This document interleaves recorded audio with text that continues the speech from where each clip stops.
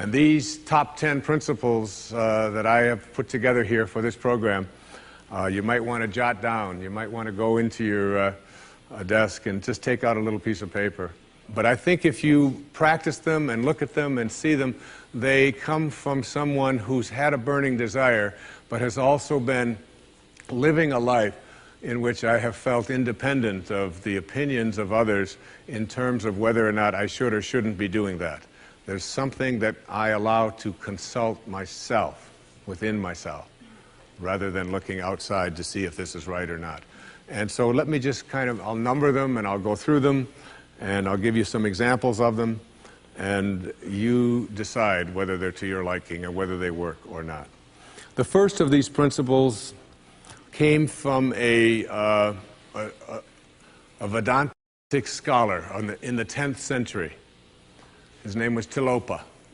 It's not exactly bestseller books, but it's the kind of thing that really excites me, because I think of going back 1,000 years or 2,000 years and reading what some of the greatest minds had to say and how open they were to the potentiality that each and every one of us have for greatness. And this first principle says, as Tilopa put it, have a mind that is open to everything and attached to nothing.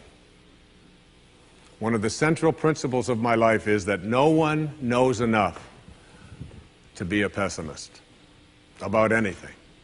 And that each and every one of us, when we close our mind to what is possible for us or what is possible for humanity, closes off the genius that resides and lives in each and every one of us. Having an open mind doesn't necessarily mean finding fault with all of the things that you've been taught by others. It means opening yourself up to the potentiality and the possibility that anything and everything is possible. So having a mind that is open to everything and attached to nothing really means finding within ourselves the ability to get rid of a trait that I find so common in the contemporary world. Do you know that most people that I meet spend their lives looking for occasions to be offended? They actually are out there hoping that they can find some reason to be offended. And there's no shortage of reasons. They're out there everywhere. The way this person dressed, what this person said, they turn on their TV, they hear the news, they're offended by this, someone used language that they didn't like, someone doesn't share the same customs that you, and people all day long. In fact, if you keep track tomorrow, you will find probably 100 reasons that you can go around being offended. But a mind that is open to everything and attached to nothing is a mind that says, I'm never looking for anything to be offended by. And that whatever anybody else out there has to say, my response to that is, that's an interesting point of view. I've never considered that before. I remember being interviewed for a morning television show, and the woman that was interviewing me said, how does it feel to be talking to audiences where people have all of these strange beliefs, these weird things that they come to? And it intrigues me, because one of the things that Emerson said is, in one of his very first essays, he says the first thing we have to say respecting what are called new views here in New England, where we are right now, is that they are not new, but the very oldest of thoughts cast into the mold of these new times. And that was in 1842. He was speaking about that.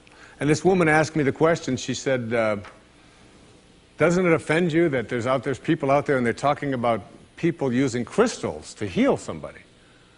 And I remember my response. My response was that if I've got hemorrhoids and somebody out there is convincing me that crystals are going to heal them, I'm ordering crystal chairs. Why not? I mean, all you have to do is understand something called a placebo. And what is a placebo? It's nothing more than a convincing belief. If I hand you this pill and say this pill is going to cure your arthritis, and you take it and the pill is just a sugar pill, but your arthritis disappears, I'm into buying those placebos. Where can I get some of those placebos? And it's true of everything. And it's when you think about all the things that we enjoy and what our life is like, it took people who had a mind that wasn't closed to allow us to make the progress that we've made. Progress is impossible if you always do things the way you've always done things.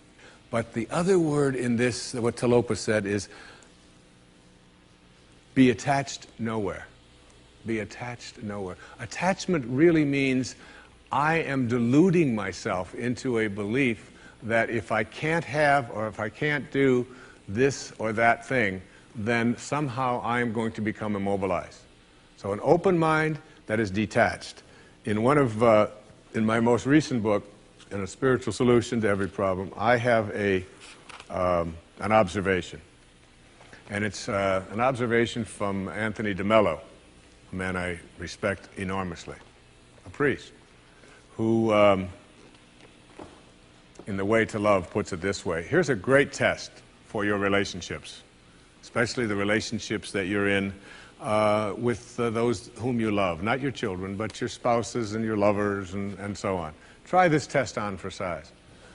1, I am not really attached to you at all. I am merely deluding myself into the belief that without you, I will not be happy. And 2, and here's the toughest test for non-attachment, I leave you free to be yourself, to think your thoughts, indulge your tastes, follow your inclinations, behave in ways that you decide are to your liking. How's that for a challenge? And so what most of us do in our relationships and why they are not as successful as we would like them to be is that we become attached and we tell ourselves that if this person behaves in a way that I find offensive, then I can't be happy. I make my happiness, my fulfillment dependent upon those people that I love being what I think that they should be. And detachment doesn't mean being a victim. It just simply means I know that I can make my life fulfilled and happy by having a mind that is open to everything and attached nowhere. The second principle is a very simple principle. It says you can't give away what you don't have. Now it sounds ridiculous, okay? But it's more than what meets the ear as you hear this. You can't give away what you don't have. People who are not good at giving away love can't give away love because they don't have it to give away. If I want to give you a dozen oranges, I can't give you those dozen oranges unless I go out and pick up 12 oranges someplace. Otherwise, all it is just empty rhetoric. And the same thing is true of virtually everything in your life. You can't give away love for others if you don't have love in here to give away. If what you have in here is contempt, if what you have in here is anger, if what you have in here is fear, then these are the things you're going to be giving away in your life. And I've often thought, and I really believe very strongly that there's a law, sort of a law in the universe. I call it the law of attraction. And the law of attraction is one that works like this. You get back from the universe, from the world, what it is that you put out there in the world. And if you're putting out there into the world that I am not worthy of attracting something beautiful into my life, that the universe will respond back to you with exactly that message.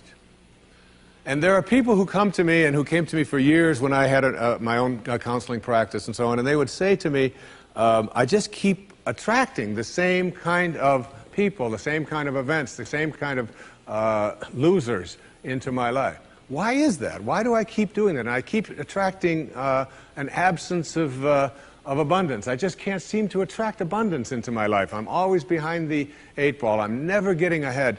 And I suggested to them, I said, did it ever occur to you that that's the very kind of message you're sending out to the world and out to the universe? That the ocean of abundance is there. And you can go to that ocean of abundance, and you can take a Mack truck, and you can fill it up 20 times a day, and take it out of there, and guess what? It doesn't impact at all the ocean of abundance. It doesn't even go down a zillionth of an inch. It's unlimited. Or you can go to the same ocean of abundance with a eyedropper, and you can just take this much out once a month and say, that's all that seems to be available for me. And the interesting thing for me is that when people go to this ocean of abundance, this unlimited world, all that I have is thine, it says in the holy books. All that I have is thine. It's all there for you.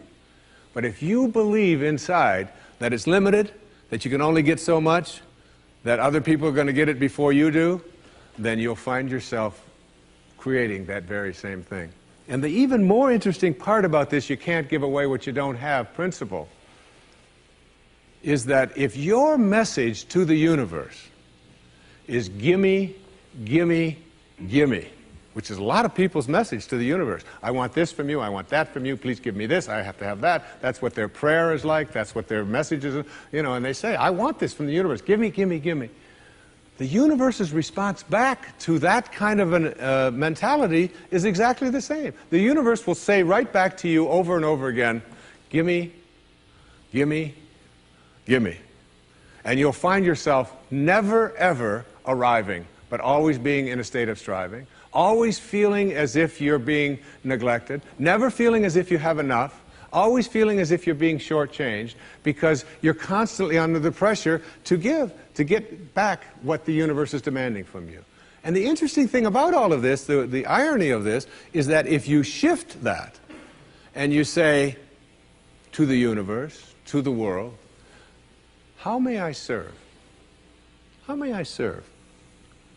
The universe's response back to you is, how may I serve you? How may I serve you?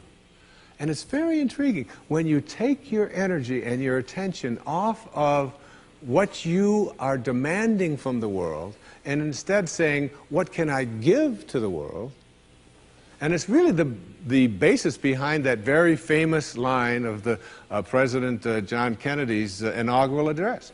Ask not what your country can do, ask what you can do for your country. And the irony of that is, and I've learned that in my own life, that when I stopped thinking about what was in it for Wayne Dyer and how much could I get, and I began to shift and say, how can I help you?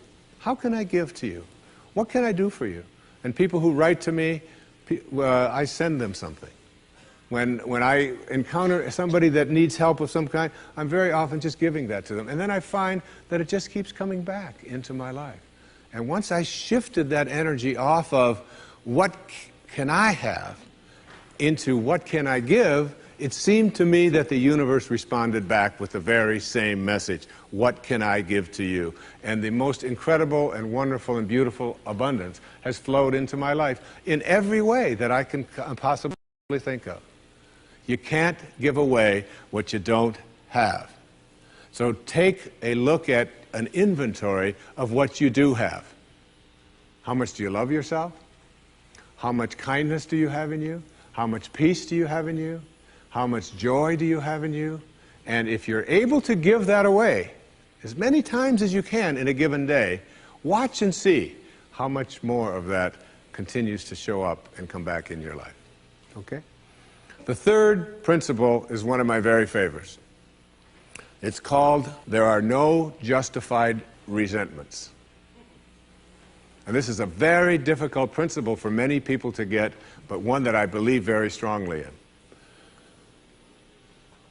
I was in a group one time of drug addicts and alcoholics.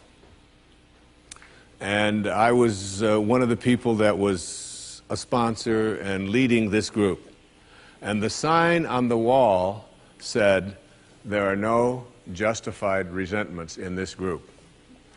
And what I said to that group that night was, no matter what anybody says to you here, no matter what kind of anger comes directed towards you, no matter how much hate you may encounter showing up in your life, there are no justified resentments.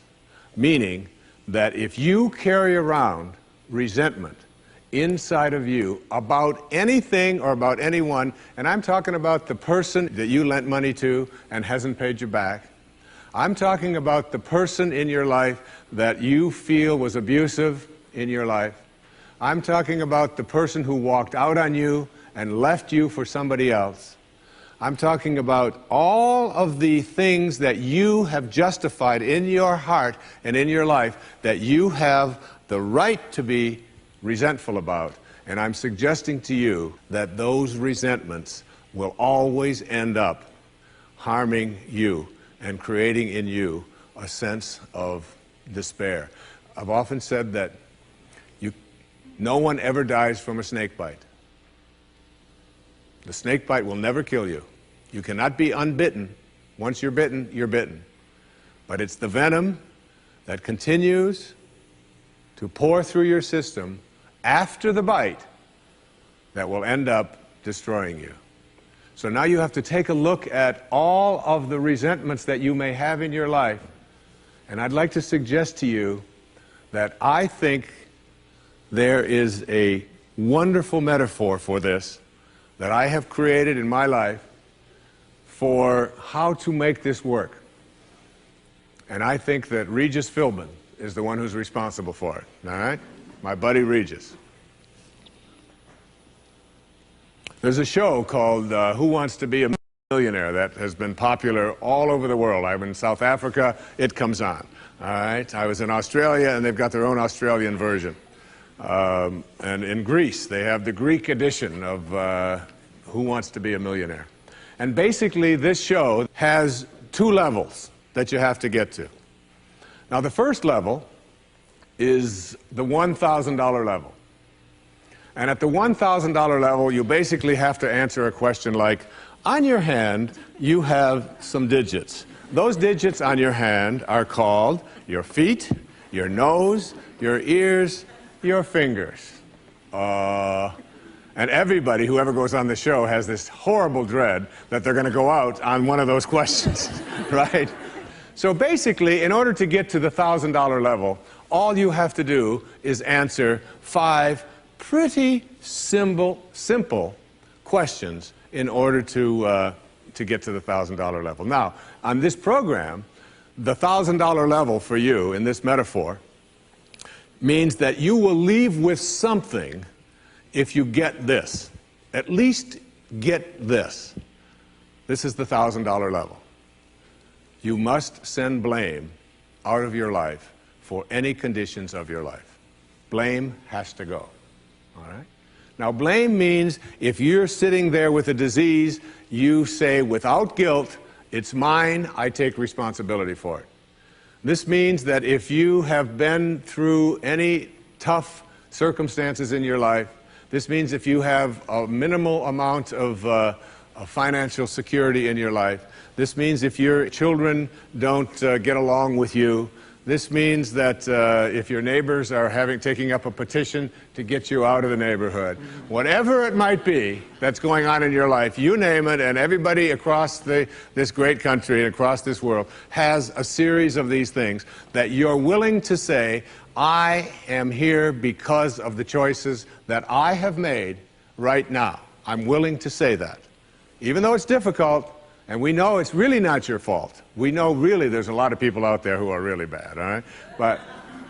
But you're willing to say no blame. That's the first level, all right? That's where you understand no justified resentment. And then on the Who Wants to Be a Millionaire show, there is what is called the $32,000 level.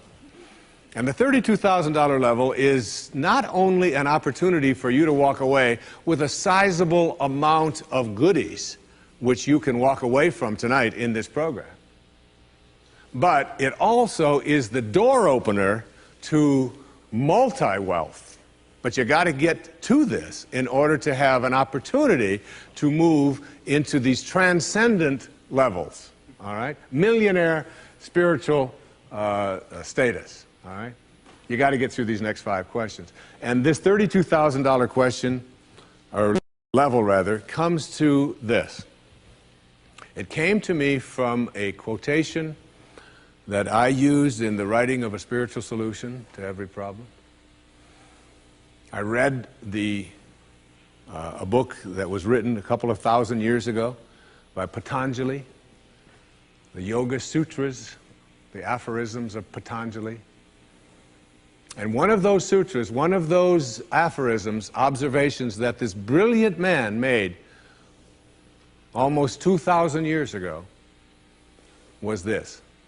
He said, if you become steadfast in your abstentions of thoughts of harm directed towards others, all living creatures will cease to feel enmity in your presence.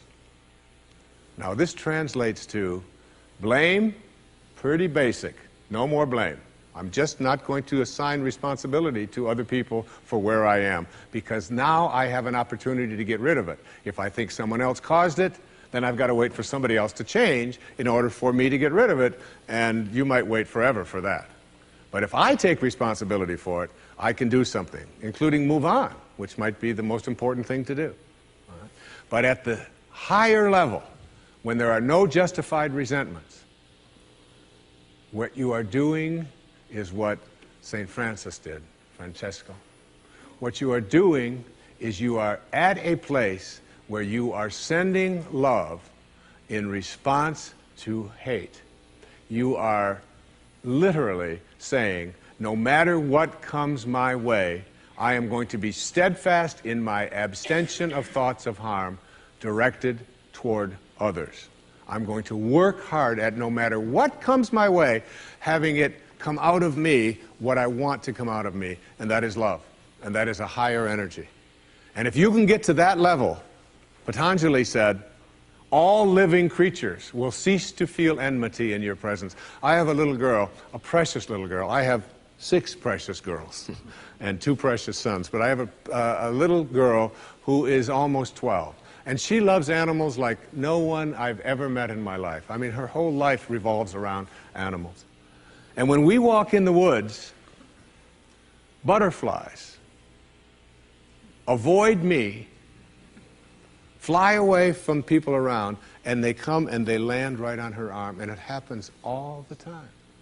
All living creatures, she couldn't have a thought of harm directed towards any living creature. And Patanjali said to us, all living creatures will cease to feel fear or enmity or anger in the presence of those who can send love in response to hate.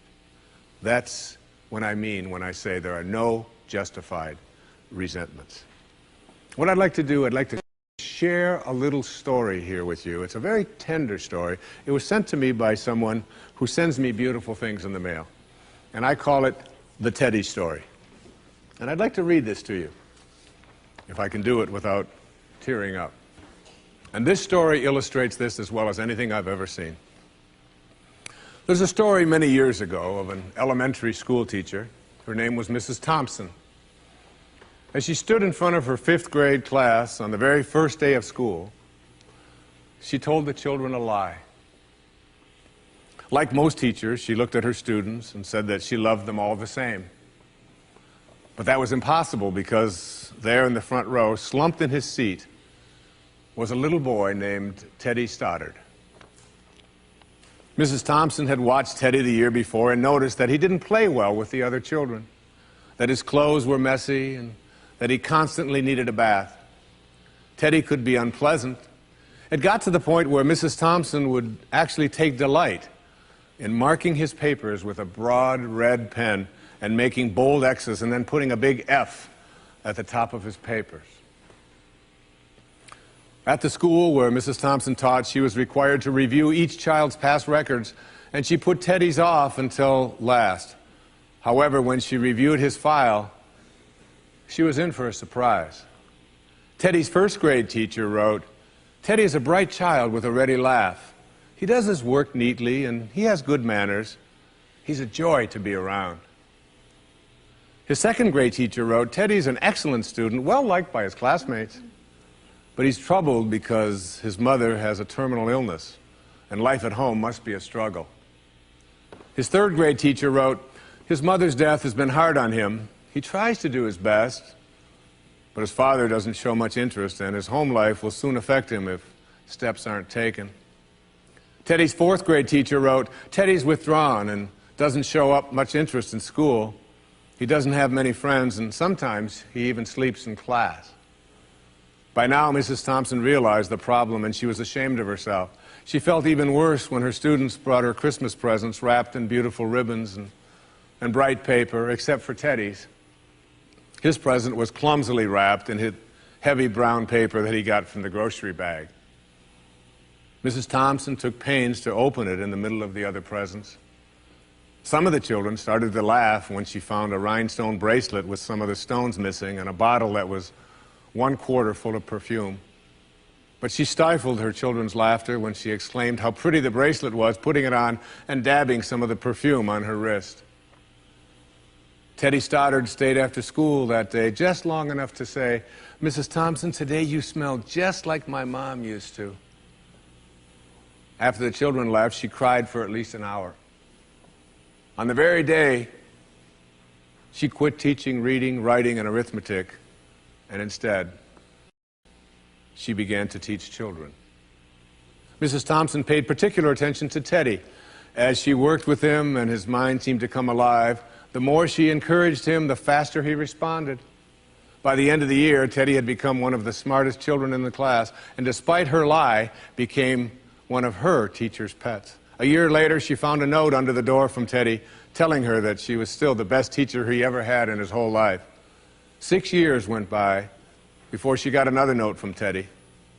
He then wrote that he had finished high school third in his class, and she was still the best teacher he ever had in his whole life. 4 years after that, she got another letter saying that while things had been tough at times, he stayed in school and stuck with it, and would soon graduate from college with the highest of honors. He assured Mrs. Thompson that she was still the very best and favorite teacher he ever had in his whole life. Then 4 more years passed, and yet another letter came. This time he explained that after he got his bachelor's degree, he decided to go a little further. The letter explained that she was still the best and favorite teacher he ever had, but now his name was a little longer.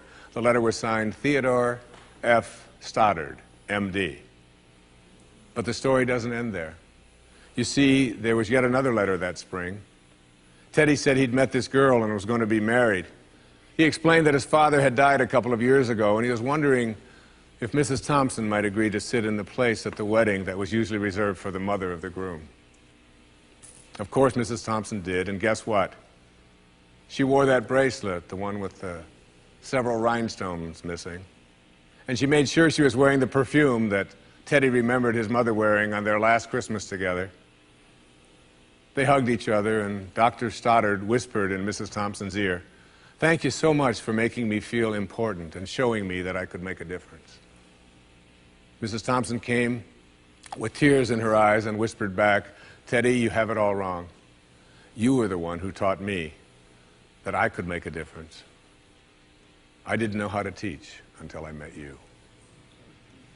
Isn't that a beautiful story? Yeah.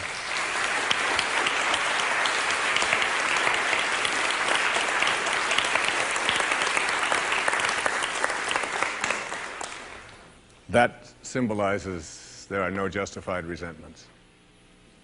Work at reaching that $32,000 level, the place where the only thing you have to send is love, because that's what's inside. And that's the message of our greatest spiritual teachers.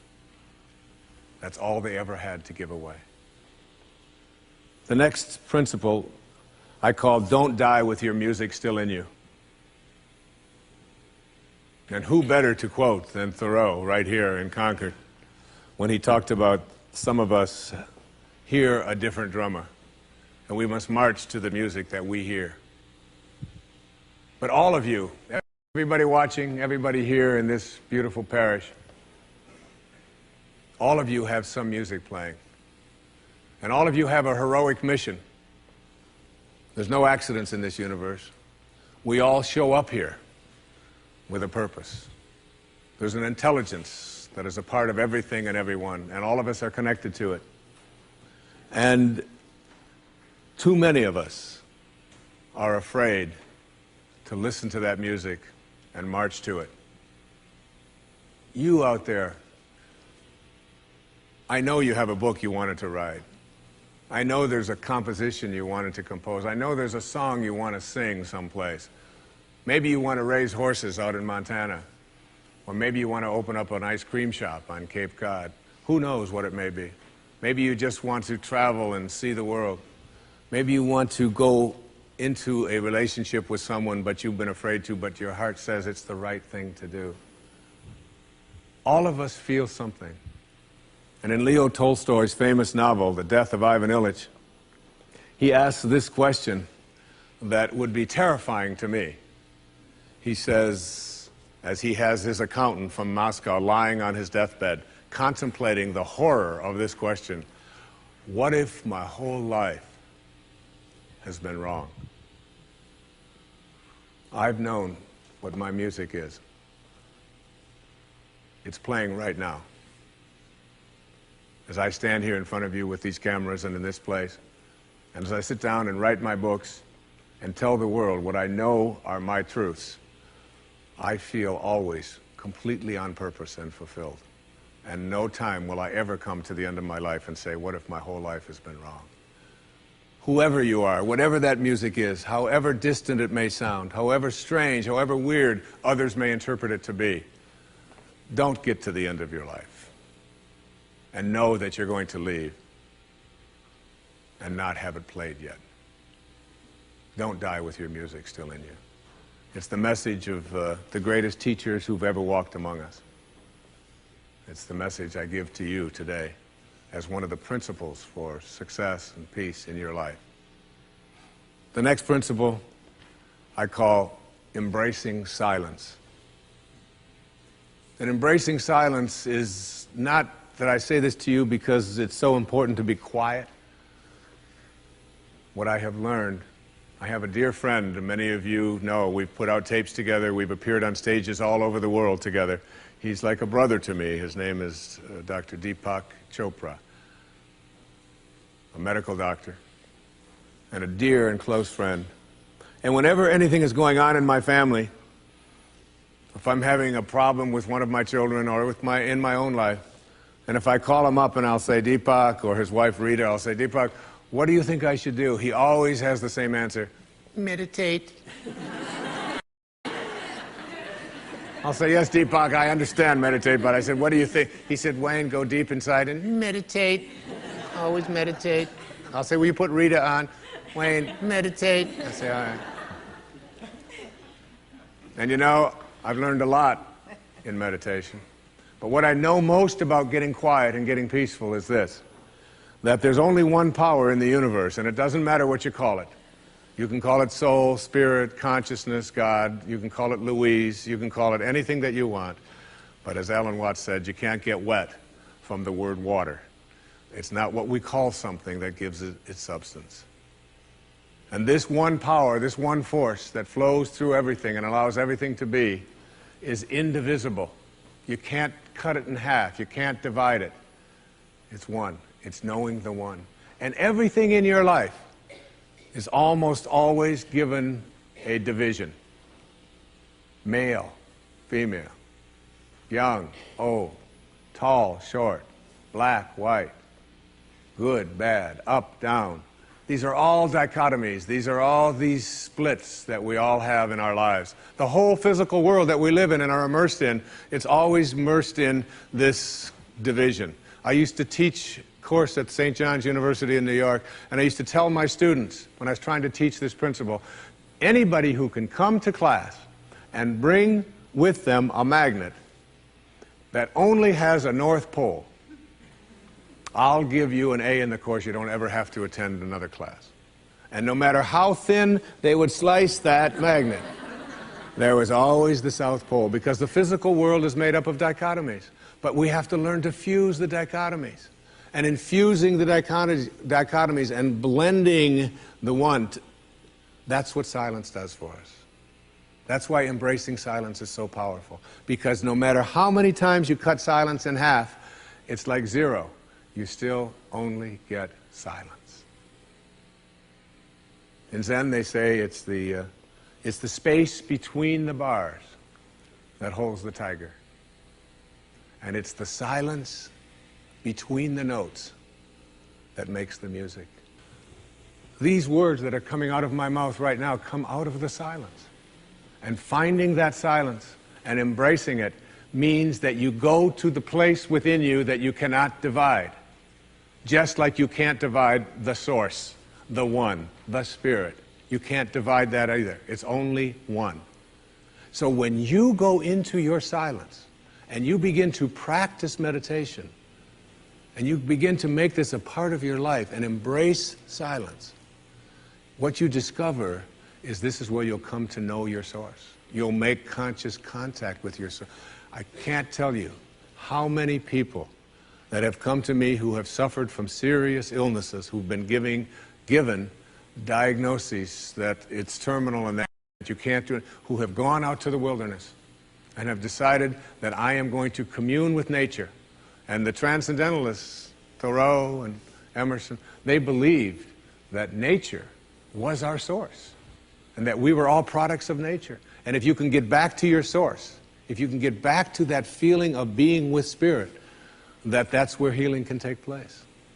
And I've had wonderful stories of people who've told me that it was when I began to embrace that silence that I began to feel more connected to my source. Embrace silence because it's a way to come to know God, to know your source. Both are indivisible.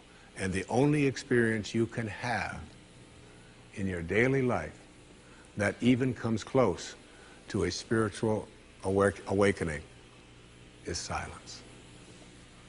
The next principle I call giving up your personal history.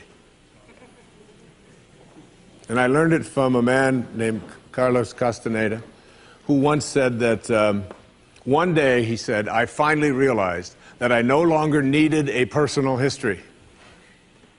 And just like drinking, he said, I gave it up. And that, and only that, has made all the difference in the world. You know the nice thing about giving up your personal history? Is that if you don't have a story, you don't have to live up to it. All of us have these bags of manure that we carry around with us, called our past. And the people who have done things to us, and the events and the circumstances, all of this stuff that we use and we bond to. And we bond ourselves to these wounds of our past, and we identify ourselves on the basis of these wounds. And every once in a while we set it down and we reach in there and we smear it all over ourselves. And then we wonder, why does my life smell so bad? I don't understand this.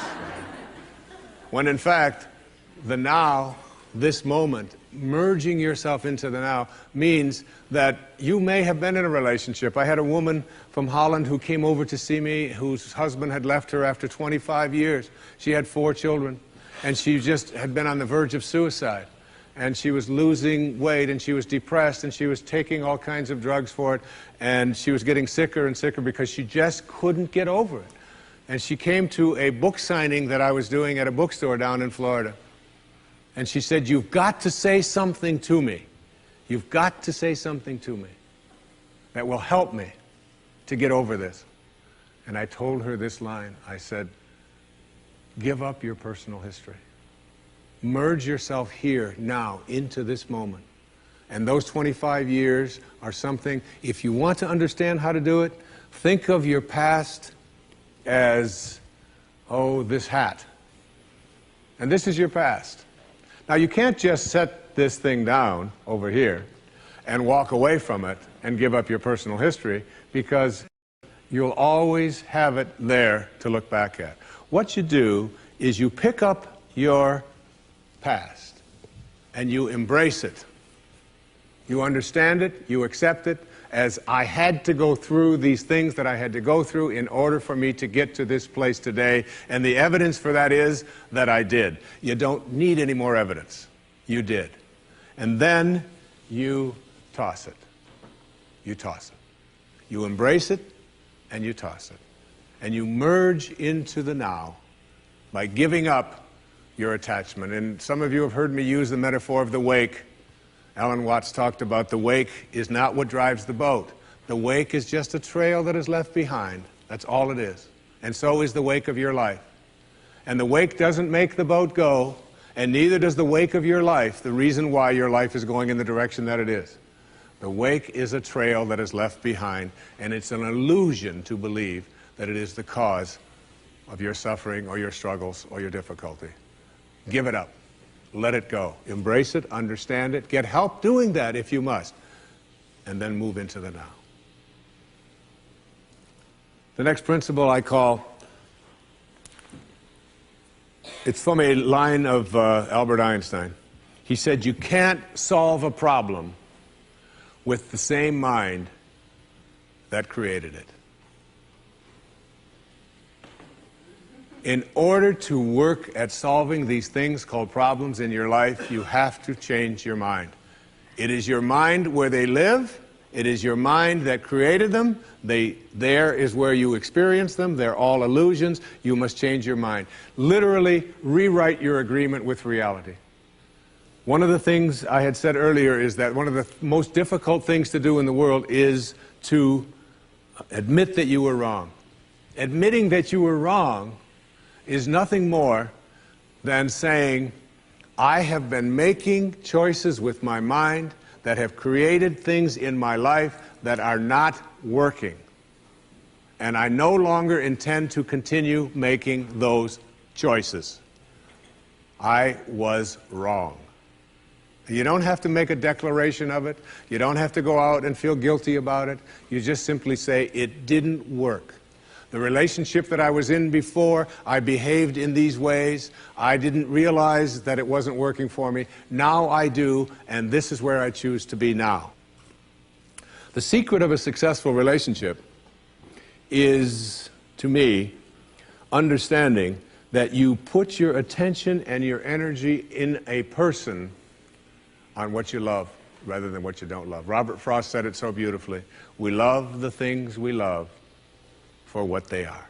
For what they are. Not for what they ought to be, not for what they used to be, but for what they are. So when you look into the eyes of a person you're in a relationship with, whether it's your children, you catch them doing things right as much as you possibly can. That oftentimes takes a lot of hunting, but you'll find it.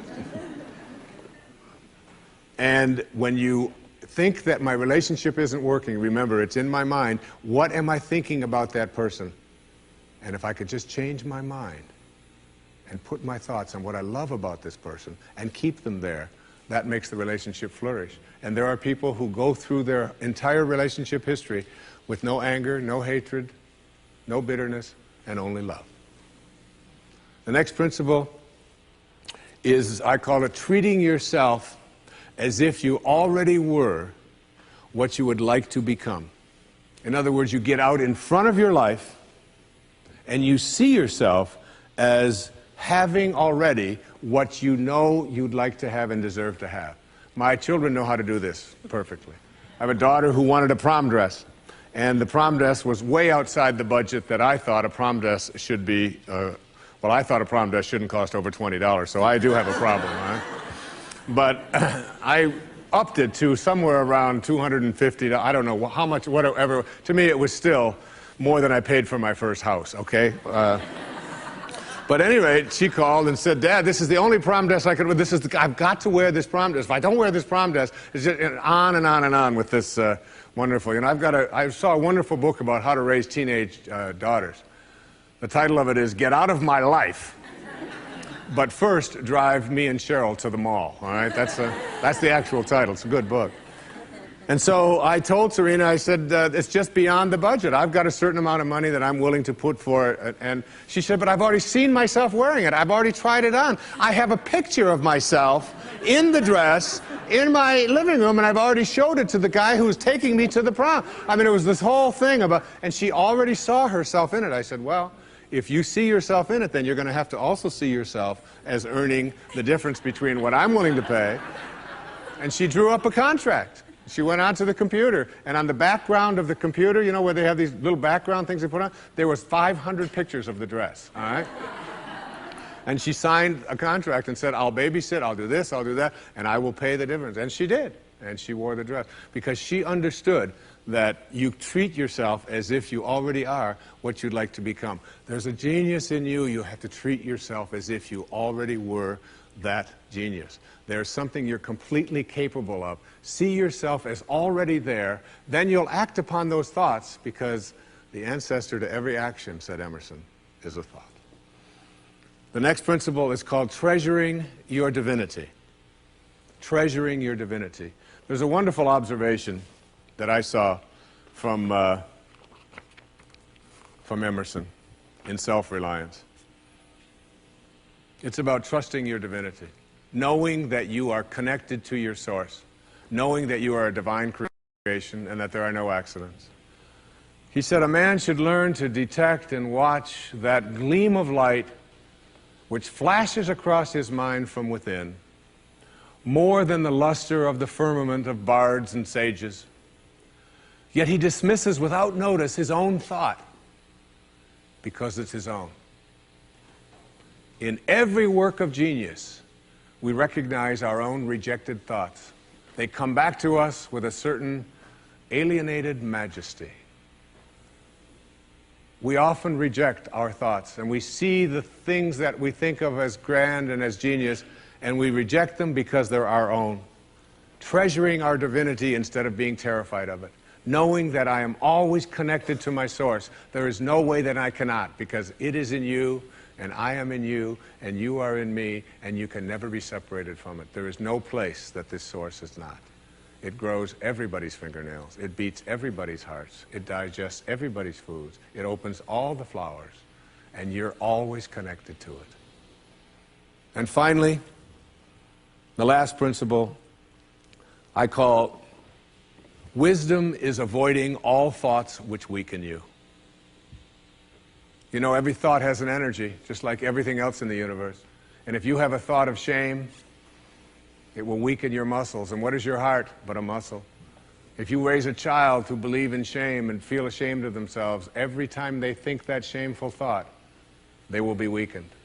And if you have a thought of fear, and if you have a thought of stress, and you have a thought of anguish and anxiety, all of these thoughts and many more are the thoughts that will always weaken you. When you are having a thought that you know is disempowering you, shift it. Shift it to one that is empowering rather than disempowering.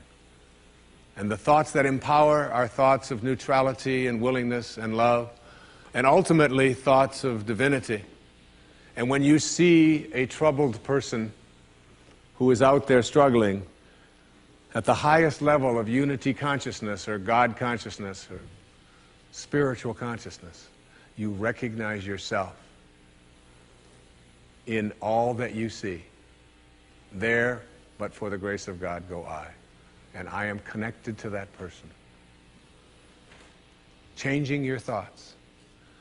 I appeared on the Tonight Show many years ago, several times, quite a few times.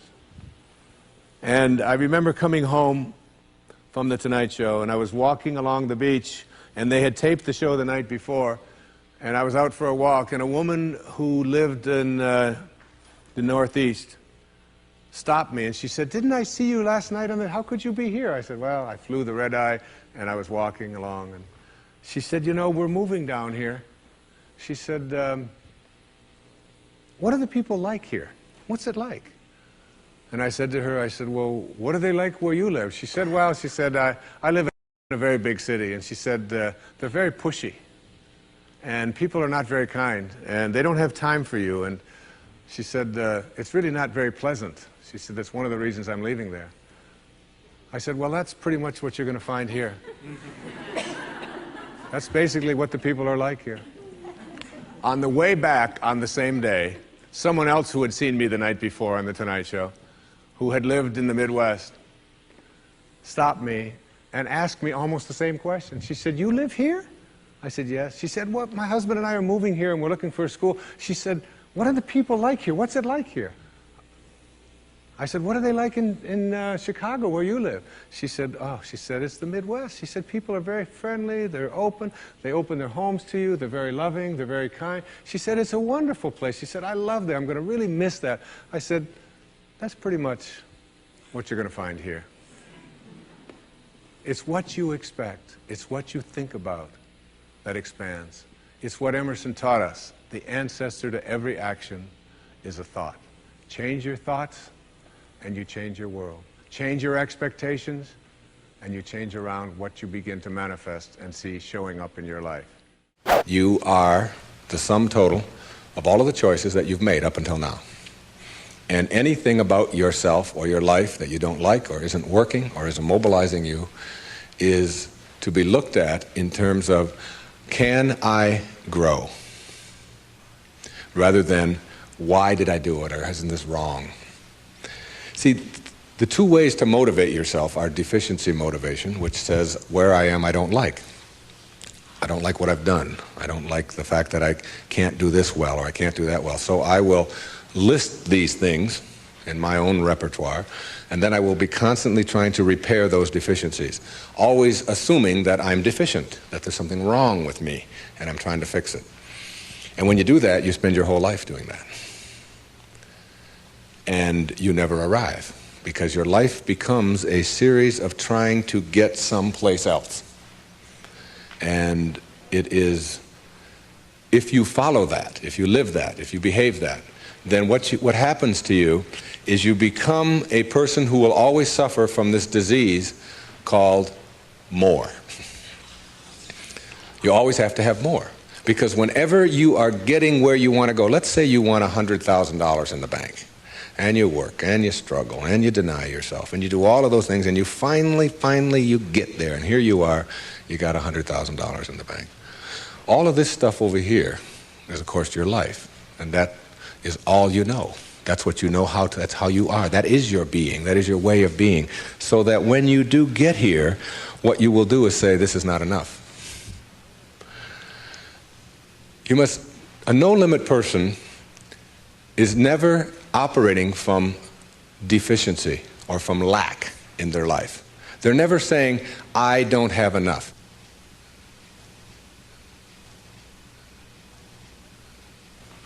You see, you're never going to get enough.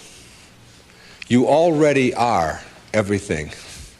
You're everything that you need. Think of it for just a moment. Everything that you need to have total bliss, perfection of your life, you already are. You already have it. You came into this world with nothing. That's how you're going out.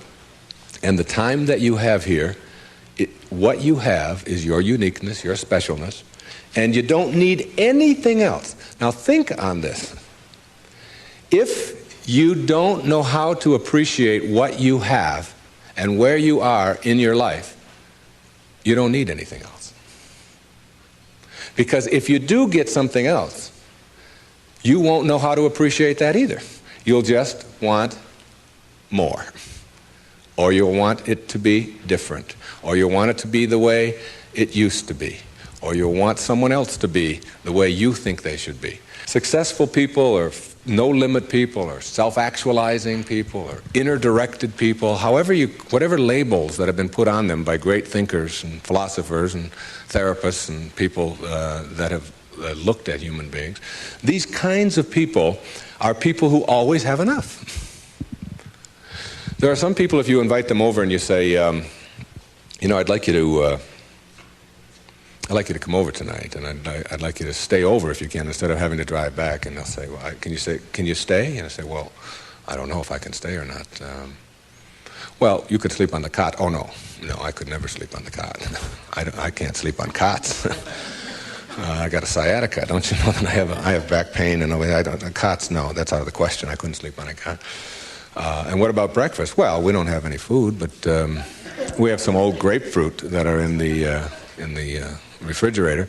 They have a few spots on them. Oh, no, I could never eat grapefruit. And spots? No, thanks. I can't eat grapefruit spots. I just couldn't do that, you know. And these are people who never have enough. They are not able to be flexible and to change.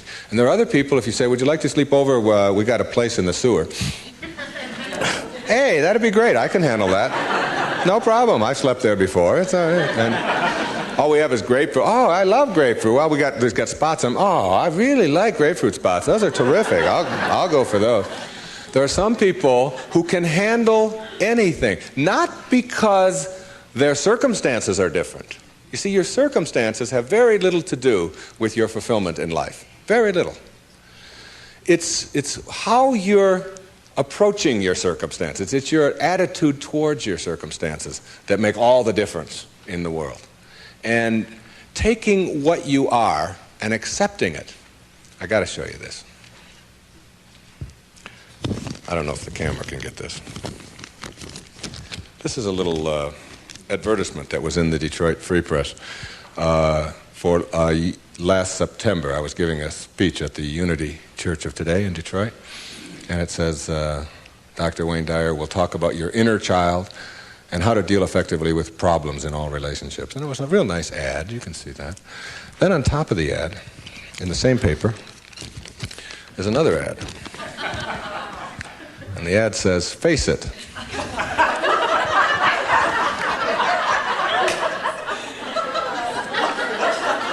Right on top of my ad, there's no hiding from hair loss. And they got a picture of a guy with a box over his head. And they have a before and after guy there.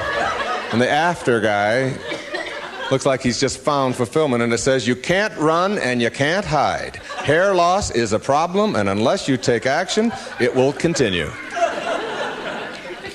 Now, we've got to look at this in terms of what I can do with this and how I can handle this. See, my daughter helped me with being bald a long time ago. She said, Dad, you're not really bald. Don't think of yourself that way. She said, you're just about this much taller than your hair. That's all. Just sort of a nice way to look at it, too. I just sort of outgrew my hair. I sort of transcended my hair, if you will. All right?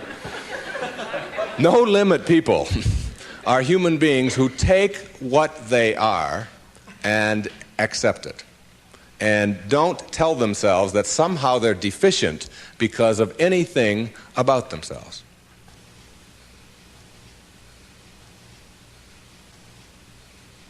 This is a very crucial concept for me and for virtually all of us. It's this idea of taking your life in your own hands and being the kind of person that you choose to be, and understanding that everything that comes your way is an opportunity, is a blessing. And it wasn't until I learned how to celebrate virtually everything that came my way that I was able to transcend it. You see, everything that was given to us by God, whatever that is perfect. No one can deny the mountains are perfect and the rivers are perfect and the birds are perfect and the hippopotamuses are perfect and so on. This is just what was given to us. Everything else that you have on our planet, that we have on our planet, comes about as a result of thinking. Thinking. Thought makes it so. All right? This microphone comes about as a result of thinking. Somebody imagines it. Somebody then tells somebody else about it, and it creates it. The dress that you're wearing, this shirt that I'm wearing, the shoes that you have, the stage, these cameras. Everything that you see that wasn't given to us was created by man as a result of the way that we think, the way that we think. So what gets inside of us as a cell comes about as a result of the way that we choose to think in our lives. Very important principle to understand. Because once you get a hold of thinking, and that it creates everything that you have in your life, you can change and make it as absolutely perfect as you want it to be, because thought makes it so. Creative visualization is what we're talking about here. The imagery, or the image that you have of anything in your life, is really like mental behavior. It's like going out and practicing. If you go out and practice with a basketball, shooting free throws over and over again, that's physical practice. Imagery is mental practice. It's mental behavior.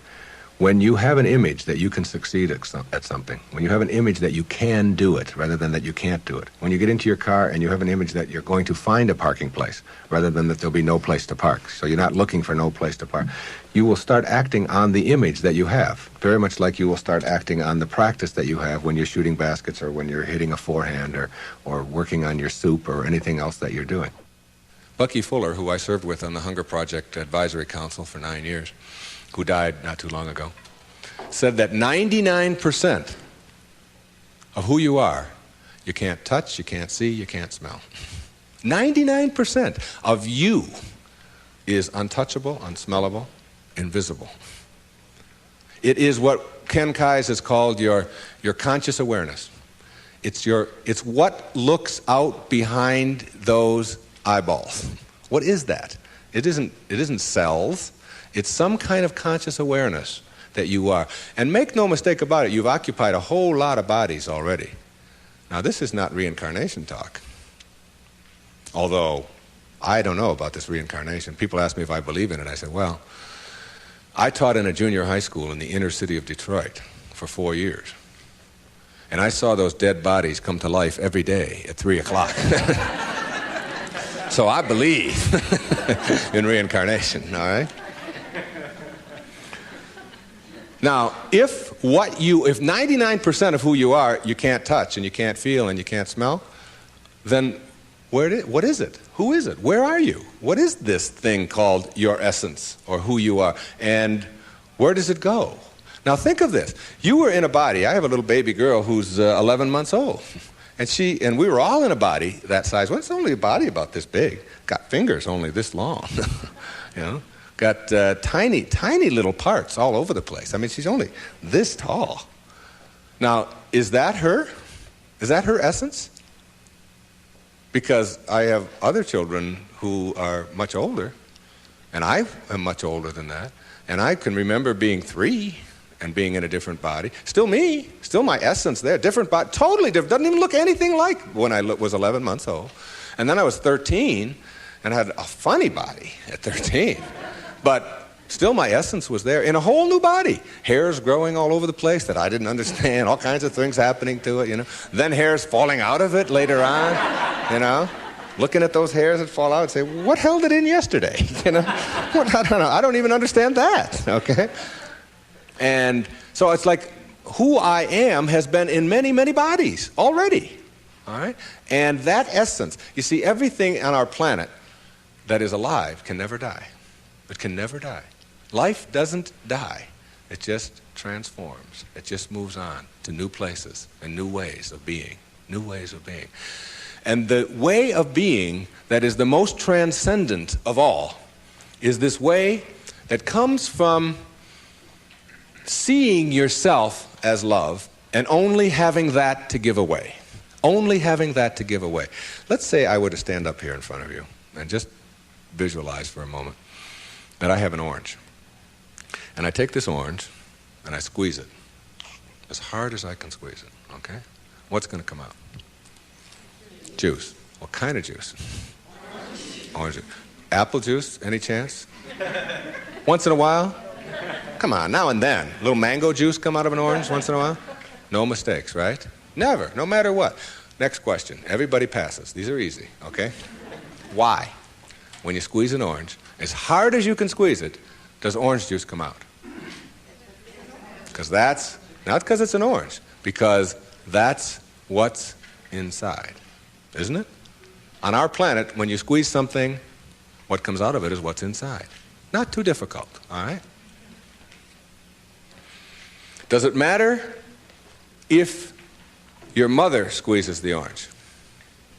Does it matter what instrument she uses? Does it matter if you just had your period and then you squeeze an orange? Does it matter if your boss squeezes it? How about if your kids do it? Your kids squeeze an orange. Does it matter? Does it matter what time of day? Suppose they do it at noon, all right? How about at 4 in the morning? Does that matter? Whenever you squeeze an orange, the only thing you get out is what's inside, right? No arguments. Same thing works for you. Same principle works for you. It's a principle of the universe, all right? Someone squeezes you. That is, someone puts pressure on you. Someone says things about you that you don't like. Someone puts attention on you, whatever. Your boss says something to you that you don't like. And out of you comes anger. And out of you comes hatred. And out of you comes fear. Or out of you comes stress. Or out of you comes tension. Why? Is it because of your boss and the way they squeeze you? Never. Is it because of your mother? I mean, she really can be a pain sometimes, right? Is it because of your children? No. What comes out of you always when someone squeezes you is what's inside. This is the vital principle of being a no-limit person. It's so crucial to get this and understand that. That if you have any hatred in your heart for anyone in this world, or any anger, or any fear, or any of those things, it has nothing to do with the rest of the world. It only has to do with what you put inside. Now, how does what gets inside of you get there? That's the key. How does it get there? As you think. Only as you think. You see, there's no anger in the world. There's no stress in the world. There's no tension. It's perfect. We've already established. It's a perfect place. It works just fine. It's all flowing the way it's supposed to flow.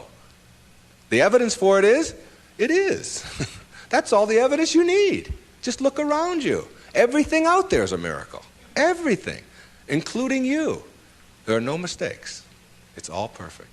And everything that happens to you in your life, whether it's a trauma, whether it's a disease, whether it's somebody treating you in a certain way, there's a lesson in all of it. No-limit people understand the lesson in life, and therefore celebrate the lessons.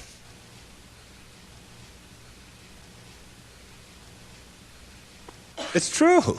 And when you get to that point in your life where you're not cursing the things that come your way and blaming the things that come your way, and particularly blaming it on somebody else, and you hear it all the time. She hurt my feelings. How's that possible? How can anybody hurt your feelings? Your feelings come from your thoughts. No one can hurt your feelings without your consent. No one can make a fool of you without your consent. No one can embarrass you without your consent. These are choices that you have that come from the way that you think. Someone calls you a name. Hey, stupid. And you turn around. I didn't even tell anybody I was coming. How did they know that, all right? And then you blame the person who called you a name, instead of saying, that's just their opinion. That's just where they are. That's where they are on the path. And it's okay. All of you are in relationships, right? Everybody has a relationship of some kind or another. In your relationship, you have any problems? Any of you have a relationship and you don't have any problems? I'd like you to take this microphone. I want to sit down and listen to you. Everybody in a relationship has problems, don't they? Right? Now, when you say, I'm in a relationship, I got problems. Therefore, there's something wrong. Something's really wrong, all right? Now, if you're in a relationship and you have problems and something is wrong, you got to call in a consultant, right? You got to call in somebody to help you with the problems. You don't want the problems to go on. Who are you going to call in? You only got yourself. That's all you got. You might get a therapist once in a while, but they got worse problems than you do. The only consultant who can help you with your problems is you. And who is that consultant that you're calling in? We've already established that there's something wrong with that person, right? Something wrong. So now you're going to call in a disabled person to deal with your problems in your relationship, right? Now, this is a really sick approach to curing your problems. You got somebody who says, we got a problem. You don't talk to me, and I didn't talk to you, and you came home late last week, and this week I called you, and you didn't call, and I was supposed to call you, and then you didn't do it, and how can you do that? Now, this is the consultant you're calling. Excuse me, would you come in and help us? I don't know if I can help you or not. I didn't come home. That's the person you got to deal with your problems. All right? Now, what you can do is you can change all of that around. You can say, I'm in a relationship. We got problems. There's nothing wrong with that. That's the way things are, you know. My problem is that you are different than I am. And you think differently than I do. And you behave differently than I do. And you smell different than I do. And you have all of these attitudes over here that I don't have. Nothing wrong with that. That's the way it is. When two people get together in a relationship, you don't have two people becoming one. If you do that, then what you end up with are two half persons. Who wants a half a person in a relationship? You always are single. Even if you're married and and involved in a relationship forever, you're still always single. You're still always you. Your unique, special, perfect self that is not trying to love, but who is love, who lives love, who is being love. The same as if you pray to God and say, God, will you please help me with my problems? And want God to do it for you. Never have. You've got to be God, not be afraid to carry God around inside of you. If you want to get healed, you have got to understand that you're not going to get healed if you are asking someone else to heal you. And ask any doctor that you know, any surgeon particularly, who's taking somebody into surgery, and ask them which person has a better chance of living, of surviving, say, serious surgery. Is it the one who has a will to live, or is it the one who's just given up? And the surgery and the cases are exactly the same, all right? But the person who has that will, which we can't define, you can't go out and get a bucket full of will and bring it in there. It's an attitude, it's an approach, it's a belief, all right, that you can do something. And when you have that belief about yourself, then you've got so much better opportunity to be well in your life. And a belief is everything. I don't know if you've ever thought of that. I watched a little girl, 5 years old, learning how to swim. And she's holding on to the edge of the pool, and she wants to get over here to the steps. And it's just 5 feet or 6 feet, and she'll let go, and then she'll hold on again. And she'll let go, and she'll hold on again. And finally there comes a time when she lets go and goes for it. Okay? You've seen this with your children, and what you ask yourself is, in the moment before that when she was holding on, and then look at the moment afterwards, does she have any different skills? What's changed? Yeah, the skills she didn't have any new skills. She didn't learn any skills in that second. What she has is a belief that she can do it. And when you believe it, when you really just believe that you can do it, that's what allows you to swim. And when you think about it now, do you know how to swim? Yeah, so when you dive into the water, you don't think about that. You just know when you dive into the water, you can swim. You don't have any necessary swimming skills or anything like that. Or when you get on a bicycle, you get on, you know that you're going to, unless you believe you can't, because you've never gone out there and tried it and worked on it and done it. Told a story of a patient of yours who had that very problem, who said she didn't know how to ride a bicycle. Yeah, Gail, who came to me many years ago. And you know why she said she couldn't ride a bicycle? Because her mother wouldn't let her get on one. Cop out. Yeah, absolutely. And she had these beautiful big white teeth, and her mother had always told her you could fall and break your teeth, and I wouldn't want that to happen to you. So here she was now in her 30s, and telling me that she couldn't ride a bike, and she was in therapy. And I said to her, okay, let's go. She said, go? Where are we going? I said, well, I've got a bicycle downstairs, and I'm going to show you how to ride a bike. I'm going to have you teach yourself how to do this. And she said, look, I didn't come here to pay you the kind of money that I'm paying you to have you teach me how to ride a bicycle. I came here to find out why I can't. I said, oh, well, you're going to need another 30 seconds of therapy, easy, okay? The reason you can't is because you never got yourself on a bicycle.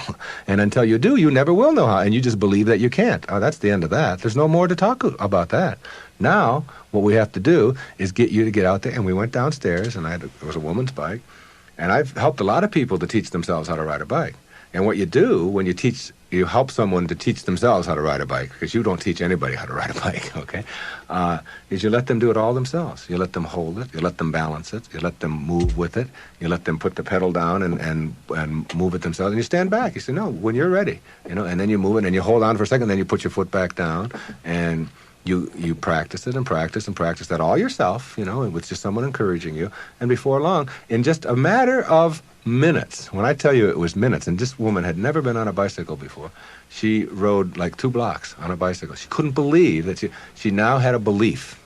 Being, to me, means seeing the greatness and the uniqueness in you and never letting anybody else convince you to the contrary. When people ask me, come on, you're always talking about being up and you're always positive and so on, you mean to tell me that you're always that way? I say, yeah, I really am. And it isn't because I'm out there doing something in an artificial way. It's an authentic response to my having gotten the junk out of me. And the junk is the way that I used to think, the way that I used to think. Think for a moment, if you can visualize right here, a clock, a big clock. And the hands on the clock go from 1 to 12. The clock starts right out here with the minute hand, and it goes over towards the 3, the hour hand, minute hand. And that's the time in your life when you are moving away from yourself, from your true self. That's the time when you are trying to put other people down, trying to prove that you're bigger or better than somebody else, trying to make yourself right all the time, as opposed to being with somebody else. It's like you're moving away, and a lot of people spend a lot of time moving away from their true self, because your true self is this little child, is this beautiful little child inside of you that has only love and acceptance for everything in the world, and no dis-ease, no absence of ease. You move away towards the 3, and then you move down here this way, and you're still moving away from yourself until you hit the 6. The 6 is the point in your life, symbolically, metaphorically here, when you are the furthest away from yourself that you can be. It's the low point in your life. It's the point where many people break down, or many people break down their relationships, or they feel full of despair, they feel full of hatred, whatever it may be. And a lot of people die then. A lot of people are put into hospitals then. A lot of people have to really seek out therapy then, and so on. And when you're at that 6. There's another part of the clock that goes from 6 to 12 that I think of as living in the light. And this is when, and see, this clock hand never can go back. It can't go back. It can only go this way. It only goes this way, as does life. It only goes this way, forward. In this period, this place between 6 and 12, that's when you start coming back to yourself. That's what enlightenment is. That's the pathway to enlightenment. When you send out that stuff that is destroying you, that is killing you in one way or another, and you move yourself back over here, and eventually you get yourself all the way back. This is the light over here. This is the place where you can't go back. You'd be tempted. You might be tempted to steal. You might be tempted to use anger. You might even slip a little bit, and you catch yourself. I can just not too long ago, there was we got a problem with our sprinkler in my home. One of the sprinkler heads is off, and if you ever seen that happen, you get a gusher going up there. And I've been wanting to get that thing replaced for the longest time. And I'm walking out of the bank, and there's a sprinkler head right there in front of the bank. Now, I practically own this bank, okay? So I'm going to go there every day, and I do a lot of business with this bank. And I'm looking at this sprinkler head, and I think, all I have to do is just unscrew this thing. It wasn't on or anything. They'll replace it tomorrow morning. It's 98 cents or whatever. So I actually get down there, and I look, and I start turning the sprinkler.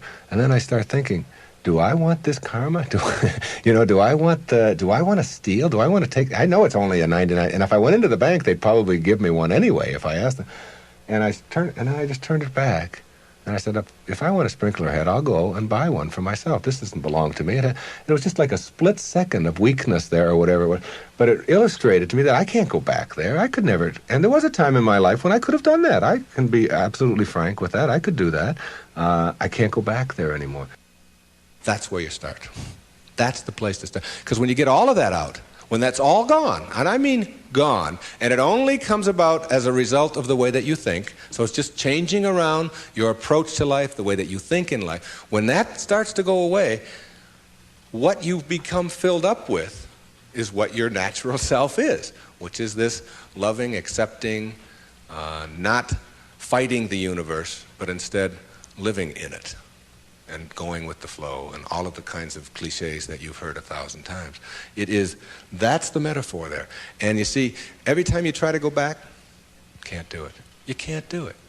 And the ingredients that make for a no-limit life are 5, in my opinion. The first is quality rather than appearances. You begin to change your thinking from appearances and how things look and how other people view me, okay? Because every time you find yourself upset in life about anything that anyone else has said, what you're really saying is what you think of me is more important than what I think of me, all right? So you change from appearances to what I call quality thinking. Quality. What is the quality of my life, rather than how does it appear to others? Now, do you tell yourself that because my friends don't like me, that means there's something wrong with me? No, that's what you have to learn. That another person's opinion is just that. It's their opinion, and that's all it is. Every time you are upset, or your children are upset, because of what somebody else says about them, including their peers, what you are really saying in that moment, and this is really important, what you're saying is, what you think of me is more important than what I think of myself. And you must never give anybody that kind of power and control over you, because they will always have it. The funny part about approval, for those of you who really want it, now I'm here to tell you that I like approval. I enjoy it. I find it one of the most exciting things in the world. I like it when people read my books. I love it when people applaud. I like it when people tell me nice things and all. I like approval. I'm the first one to admit it. What I don't do is I don't need approval. There's a big difference between wanting approval and needing approval. When you need approval, it means you become immobilized when you don't get it, from making other people's opinions more important. Now, for those of you who say, yeah, but I want approval and I need it, and if I don't get it, and so on, then understand this. The people who get the most approval in life are the ones who care the least about it. And the ones who get the least approval are the ones who are always going after it. So if you want approval in this paradoxical way that I'm talking about it, stop needing it. Stop concerning yourself about it. Ask yourself, who gets the most approval in life? Think of the person that gets the most approval, and you'll see that that person couldn't care less what other people are thinking. They're so busy being, they don't have time to notice what their neighbors are doing.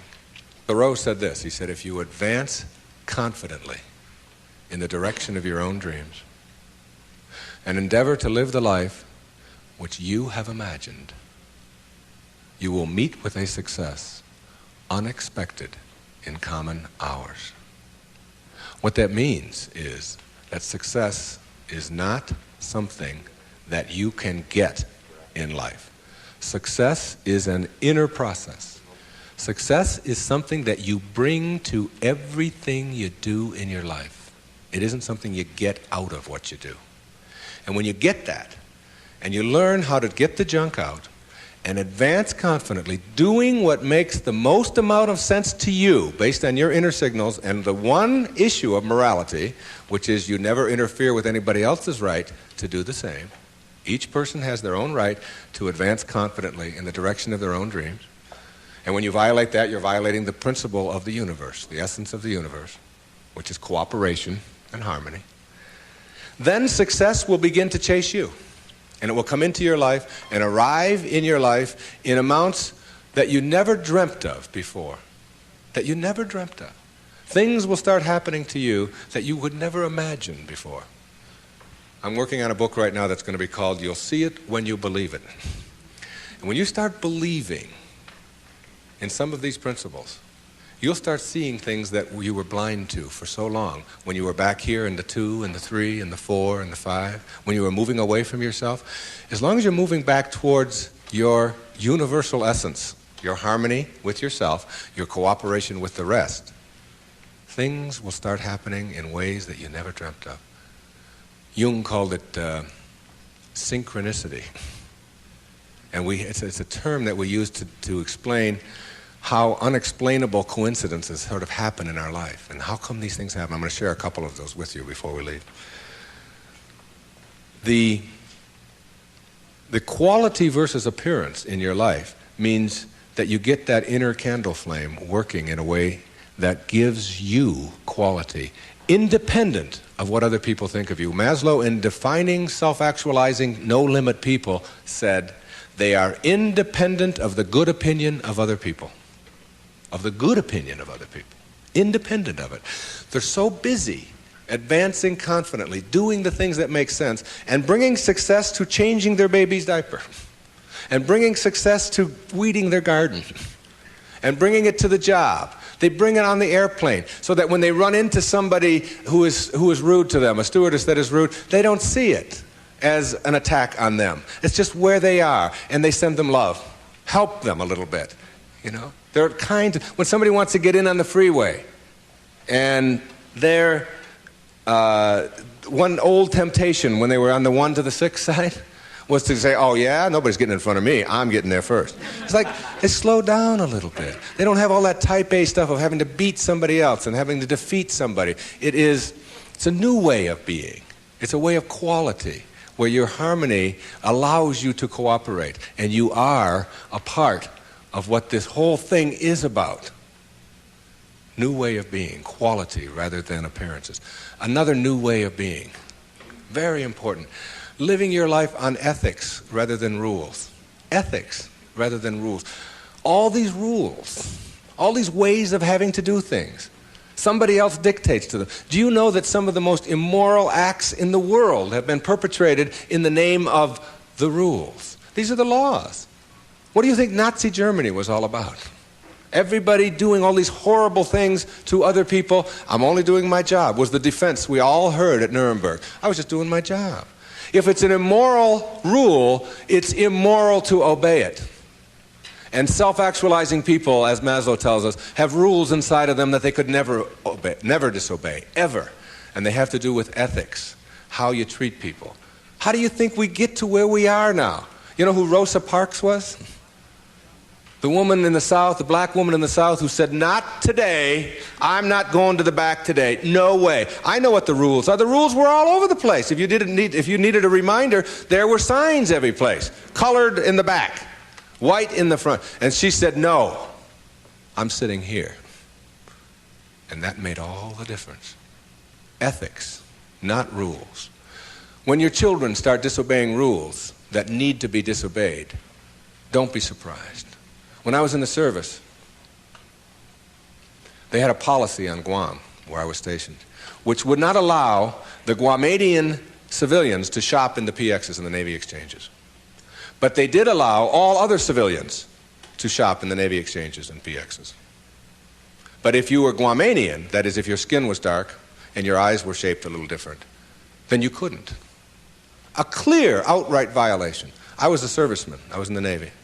I was a communications cryptographer. They had a newspaper in the Guam Daily News, and it said, an invitation to speak your mind. And it was a letter writing contest. And they offered $75 to the first prize winner. $75? This was 1961. That was a fortune to me. That was a month's pay in the Navy at that time, almost. So I entered the contest, and I knew I would win it. I had already written a novel at that time. A whole novel I had written while I was on Guam. I knew it wasn't going to be a contest. I felt sorry for the other people entering it. I knew I was going to win this. Unfortunately, I didn't realize that when you're in the service and you have an opinion and you don't submit it to the chain of command, that you can be court-martialed for that. So the headlines on next week's Guam Daily News were, U.S. sailor assails policy of discrimination. Big, hot stuff, all right? And I was called before a vice admiral, Commander Naval Forces Marianas Islands, and threatened with a court-martial because I had disobeyed the rules, even though the rule was immoral. There are lots of them like that. And when I went in and they threatened me with a court-martial, I told them this was my battle plan. They didn't have Xerox machines in those days, so I had to get a lot of carbon paper. I wrote a letter to President John F. Kennedy, and I wrote a letter to the Secretary of the Navy, And I wrote a letter. My hometown was Detroit. I wrote a letter to the Detroit News and a letter to the Detroit Free Press, telling them what was happening to me as a result of just expressing my opinion about an immoral act that was going on over here on Guam. And I showed the naval vice admiral my letters right there. I said, I've only sent the one to the president and the secretary of the Navy.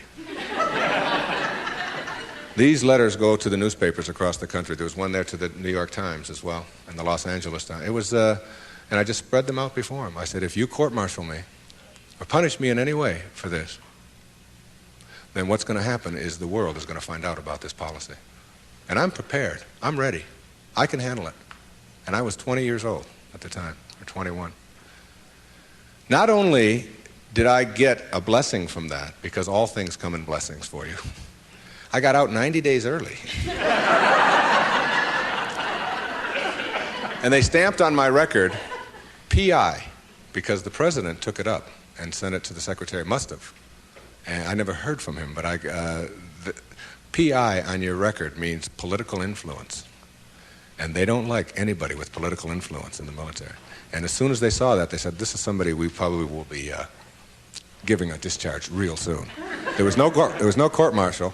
And in September of 1962, a brand new policy was initiated on Guam, which allowed any civilian to shop in the Navy exchanges.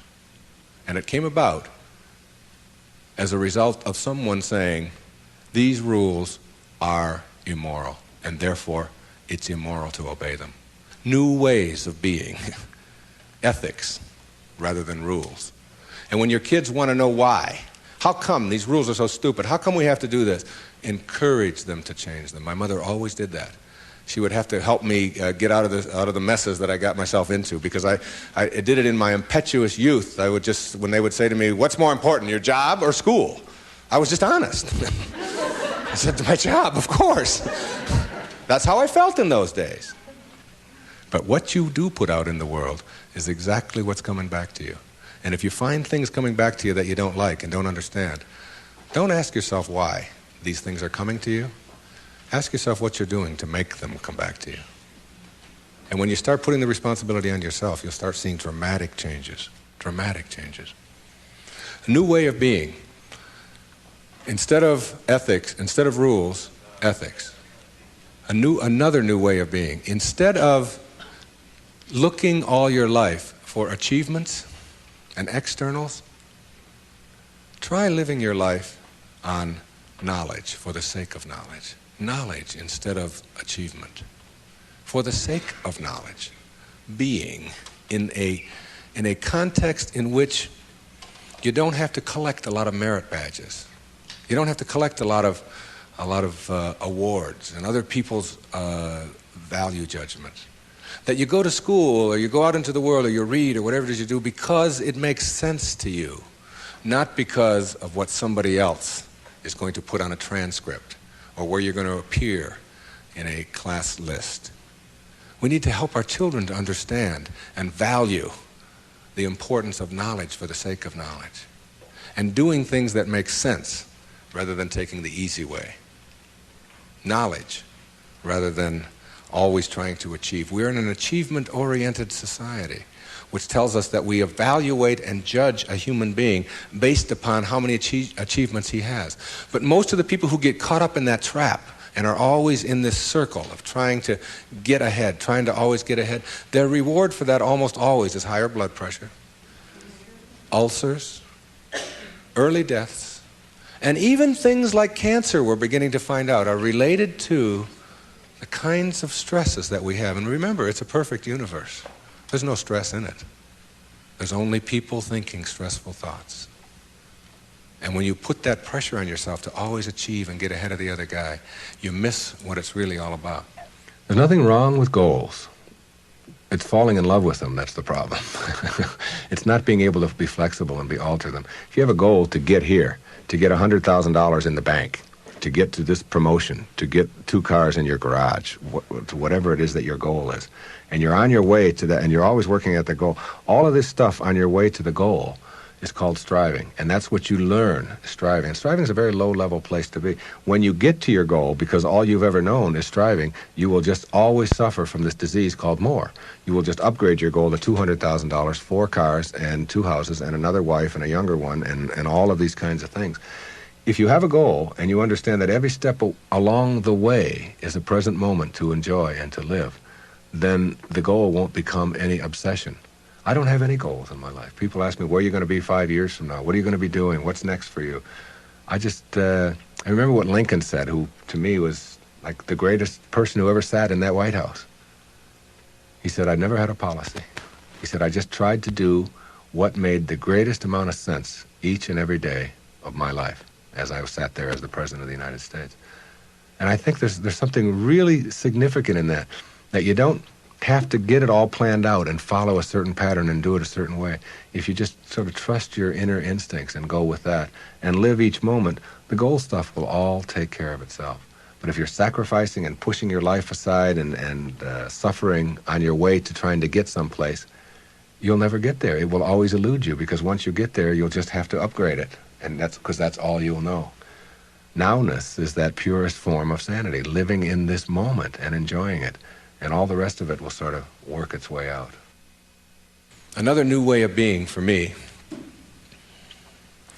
is to think of yourself in terms of personal authority rather than being an authoritarian. Personal authority. A person who has authority never needs to dominate anyone else, ever. Dominating doesn't become necessary.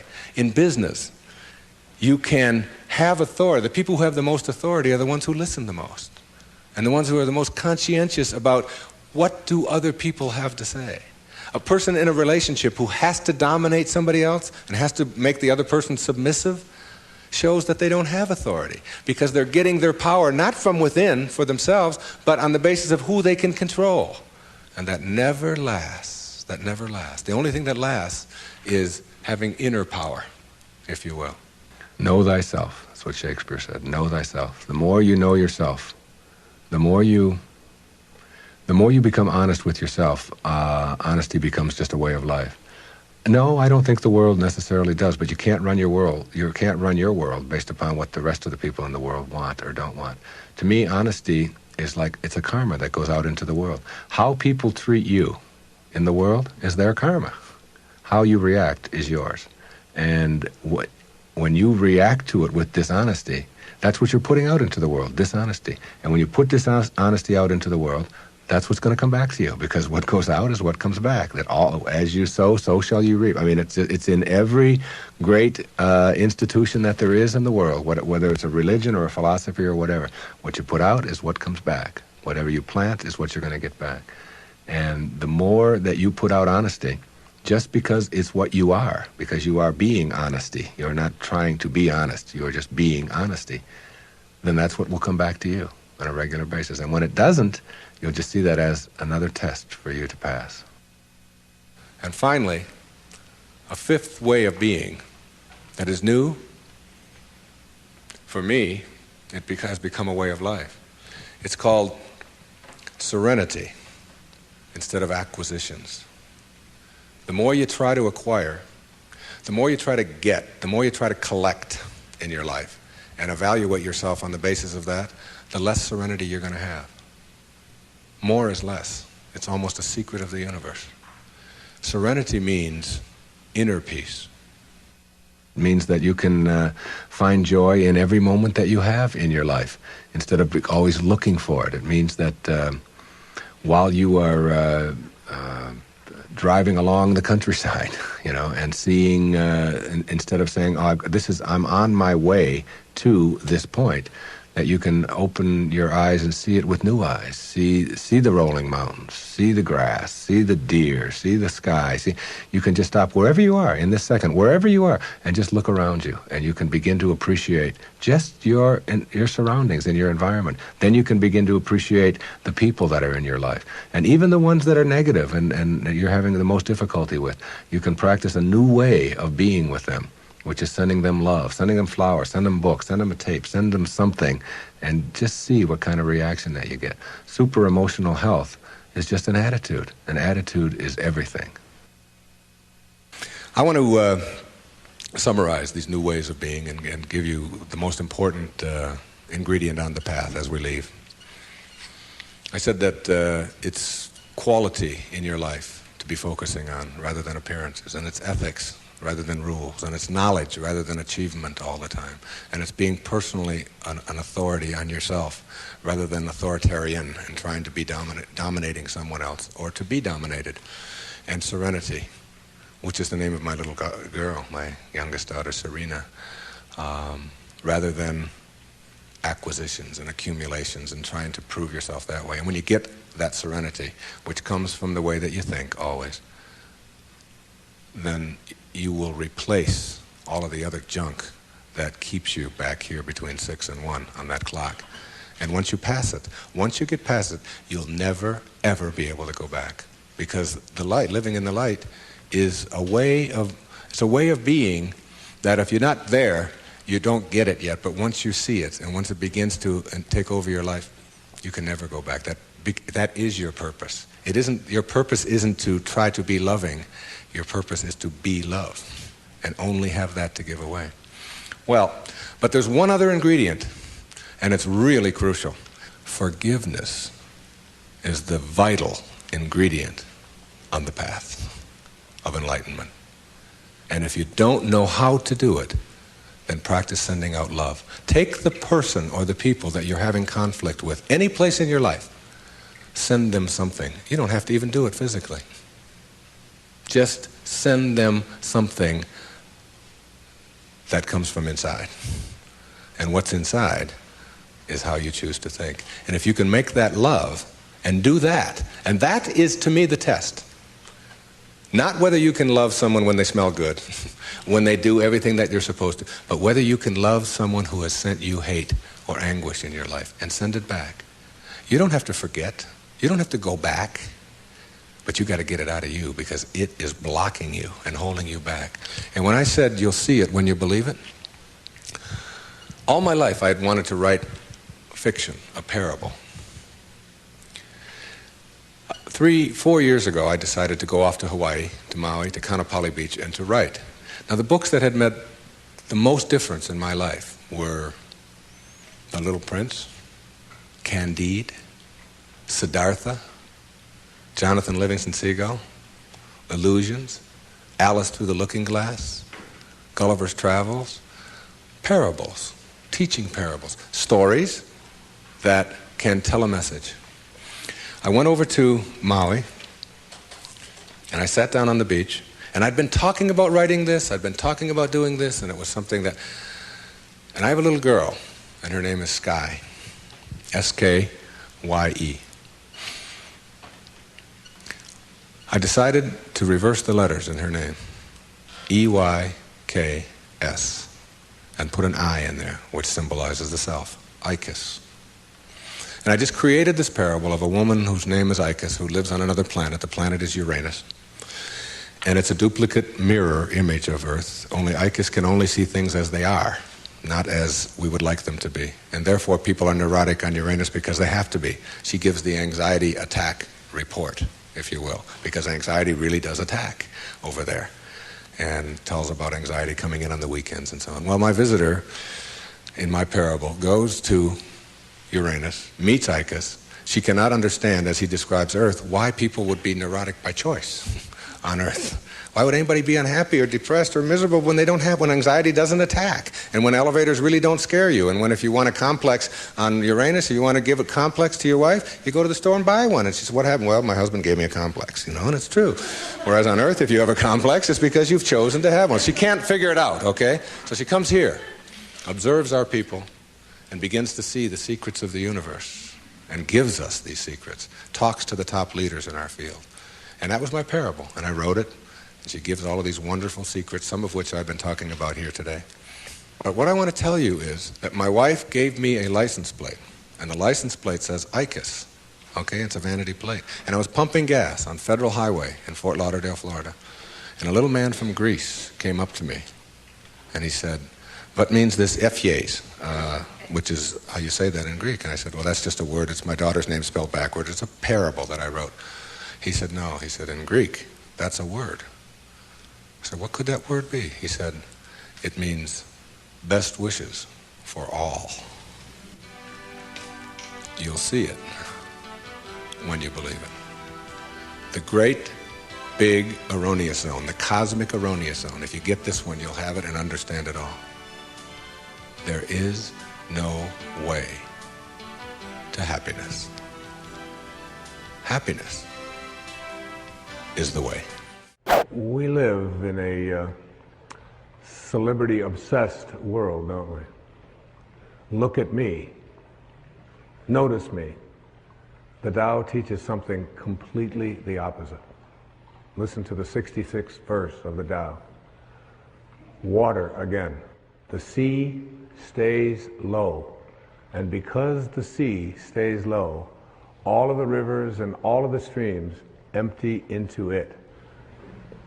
Because it stays humble. Because it stays in that place of just allowing everything to come to you. He was trying to teach us the important lesson of letting what we know is coming come to us. I practice this so much more now in my life than I did at one time. I can remember years ago, I had written a book called Your Erroneous Zones back in the 70s, and it stayed on the New York Times bestseller list for something like 27 months. And many weeks it would be number 1, and then it would go down to number 3, and then it would go to number 2, and down to 7, and all of that. And I was doing the Tonight Show in those days, and on a regular basis, and so many of the other shows, the Merv Griffin and Phil Donahue and Dinah Shore. I became like a regular on the Dinah Shore. I was like, hobnobbing with Burt Lancaster folks, and what you do is you call and find out where you appear on the bestseller list for the following week on Wednesday. So you call up on Wednesday, not for the Sunday coming up, but for the following week. And I called home, and my ego was pretty strong, and I was very much into a lot of notice me. I really believe that true nobility is not about being better than anyone else now. It's about being better than you used to be.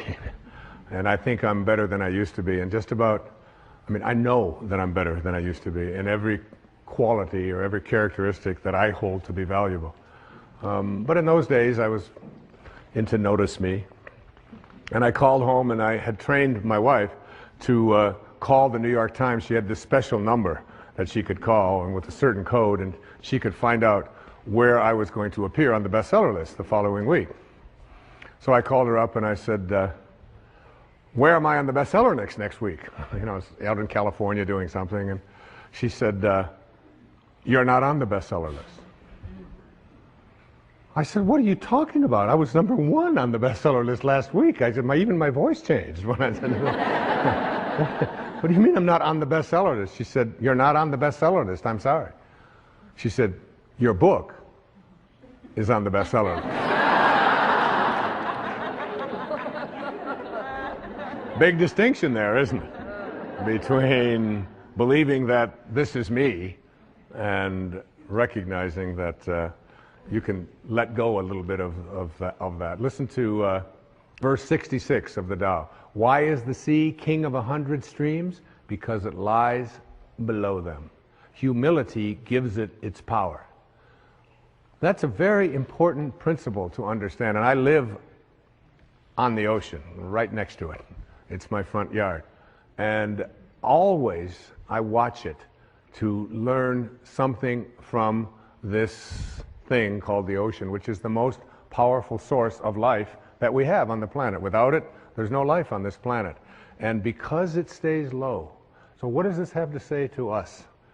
Do you have the capacity to get past that ego need to always be saying, notice me, look how important I am? There's been a proliferation of this lately with this celebrity silly stuff, isn't it? CNN is doing full hour shows on on silly little things about what happened to this particular celebrity or what happened to that celebrity, and the celebrity's never even done anything. And it's, there's all of this talk about it, and all of the new magazines. I mean, and you go through an airport and you look on the newsstand, and all the same photos, just with different magazines. I don't even know what the names of all of them are, but there's like this huge market now that we have for people to get into a state of notice me, notice me, notice me. And how much do we train our young people, particularly in our schools and so on, that the one who is the star is the one who gets the most attention. The one who is the most important and the most valuable is the one that has the most people liking them, and so on. This constant obsession with needing to be noticed, when in fact, what I have found for myself is the happiest moments of my life are when I can do it low and slow and not have anybody out there even know what I'm doing. To be able to, I mean, Louise never would have advertised the fact of some of the things I talk about with her generosity. She does it anonymously. It's almost always done in those ways. No, look at me, look and notice me, how important I am, and so on. So much to learn from that kind of wisdom, from that kind of inner connection to the Tao, the ability and the willingness to say, to do it anonymously, to say that you can just get done almost anything that you want to get done if you don't become obsessed with taking credit for it. Remember the movie The Magnificent Obsession? Yeah. A movie made back, I think, in the 50s. And it was really about what was the magnificent obsession. It was the ability to be able to give anonymously. What is Alcoholics Anonymous? It is everybody stays anonymous. Nobody has a title. There's not even anybody in charge. There's nobody, there's no leaders of this. There's no president. There's no vice president. There's no organization. It's just, here's a group of people who just want to help other people whose lives are out of control. So here's a meeting place, and you come, and one day somebody will chair it, and then somebody else another day will chair it. And one of the things I've found when I attend one of these meetings is that I feel, you'll see so many people who are downtrodden, who feel as if their life has passed them by, who look like they don't have any teeth, they haven't shaved, they're dirty, they're God in disguise. Mother Teresa was asked the question about what she does when she was in Calcutta, and she said, every day, I see Jesus Christ in all of his distressing disguises. All of his distressing disguises. That you can see this source, you can see the Tao, you can see it when, particularly in those who are the most obscure, the most isolated from everyone else. And whenever I go to one of those meetings and I hear people get up and they tell their stories, I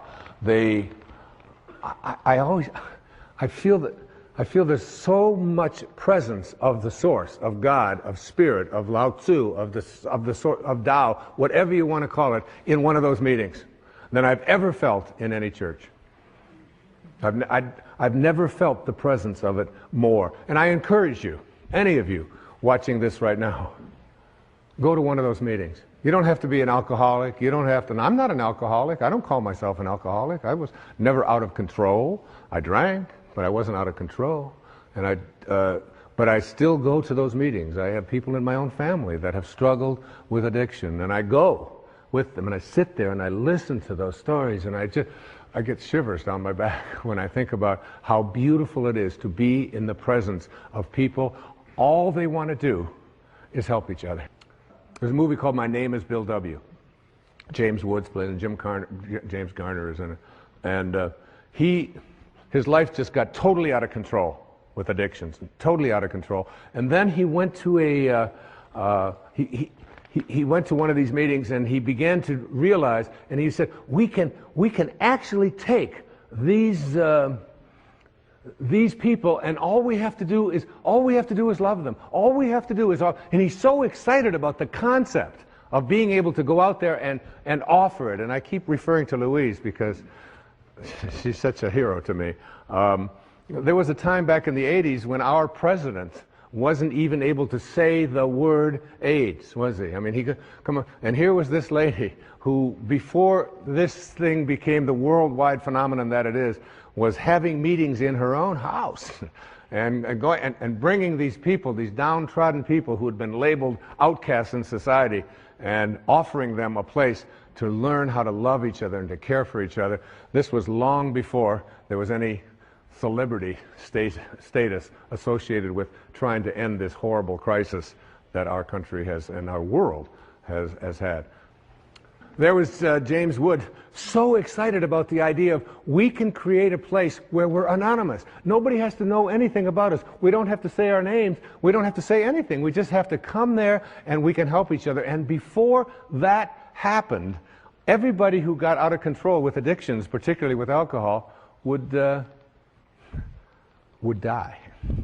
There was no cure. There was no cure. And where did they find their cure? They found it in being anonymous. They found it in being obscure. They found it in having no organization. They found it in having no elected representative. They found it in having no rules. There are no rules. You just come and we care. If you've been 1 day or 1 hour sober, or even if you're drunk, you come. We care about you. And you are not that alcohol. Who you are is this divine soul. In the 36th verse of the Tao Te Ching, it says, "The gentle outlast the strong. The obscure outlast the obvious."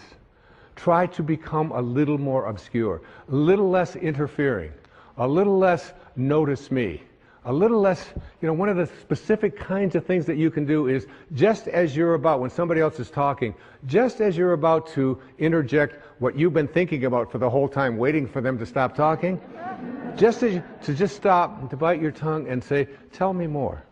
Or, "That's very interesting. I have never heard that point of view before." Even if they totally, completely disagree with everything that you stand for, to be willing to listen, to be able to stop. Practice it. I practiced it when I did these verses of the Tao. I practiced it every single day while I was working on that. Just staying obscure. And for me, that's not always so easy because of just being recognized wherever I go. And if I saw someone who was about to recognize me, I would just put my head down. I would just walk a little bit past them like something. Right now, I just want to be anonymous. Right now, I want to be obscure. The Tao says, storms always end. Verse 23, fierce winds don't blow all morning. A downpour of rain doesn't last all day. Who does this? Heaven and earth.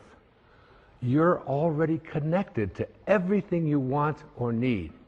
It will come to you at the exact perfect time, as the rivers and the streams come to the ocean at the perfect time and place. You gotta trust. You gotta know it's going to come to you. You don't have to chase after it. You can become a little less obsessed with your ego and your self-importance and who you are and what you've done, and you can get so much more done. And you know what? It's the most peaceful and sweet, delicious way. It's like the song that Cecilia was singing about the rose. There is an energy in the universe. There is something that is in each and every one of us. And it's also in the universe. And you are connected to it in a way that is often perceived to be aloof from us, because it's invisible, because it's in the world of what we call spirit, the world that is not material. And I would like to suggest that you suspend your disbelief, allow yourself to know that you're not a human being here having a spiritual experience, but that it's the other way around, that you're a spiritual being having a human experience. And the quality of your human experience is really much more dependent upon how you use this invisible intelligence and how you connect to this energy.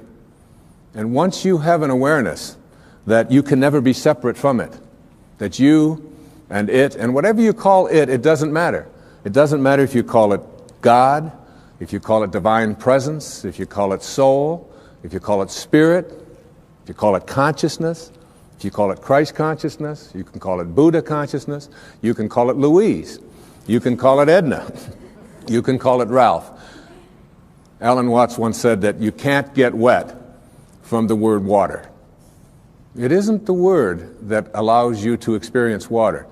And whatever it is that you call it is something that is distinct from what it is.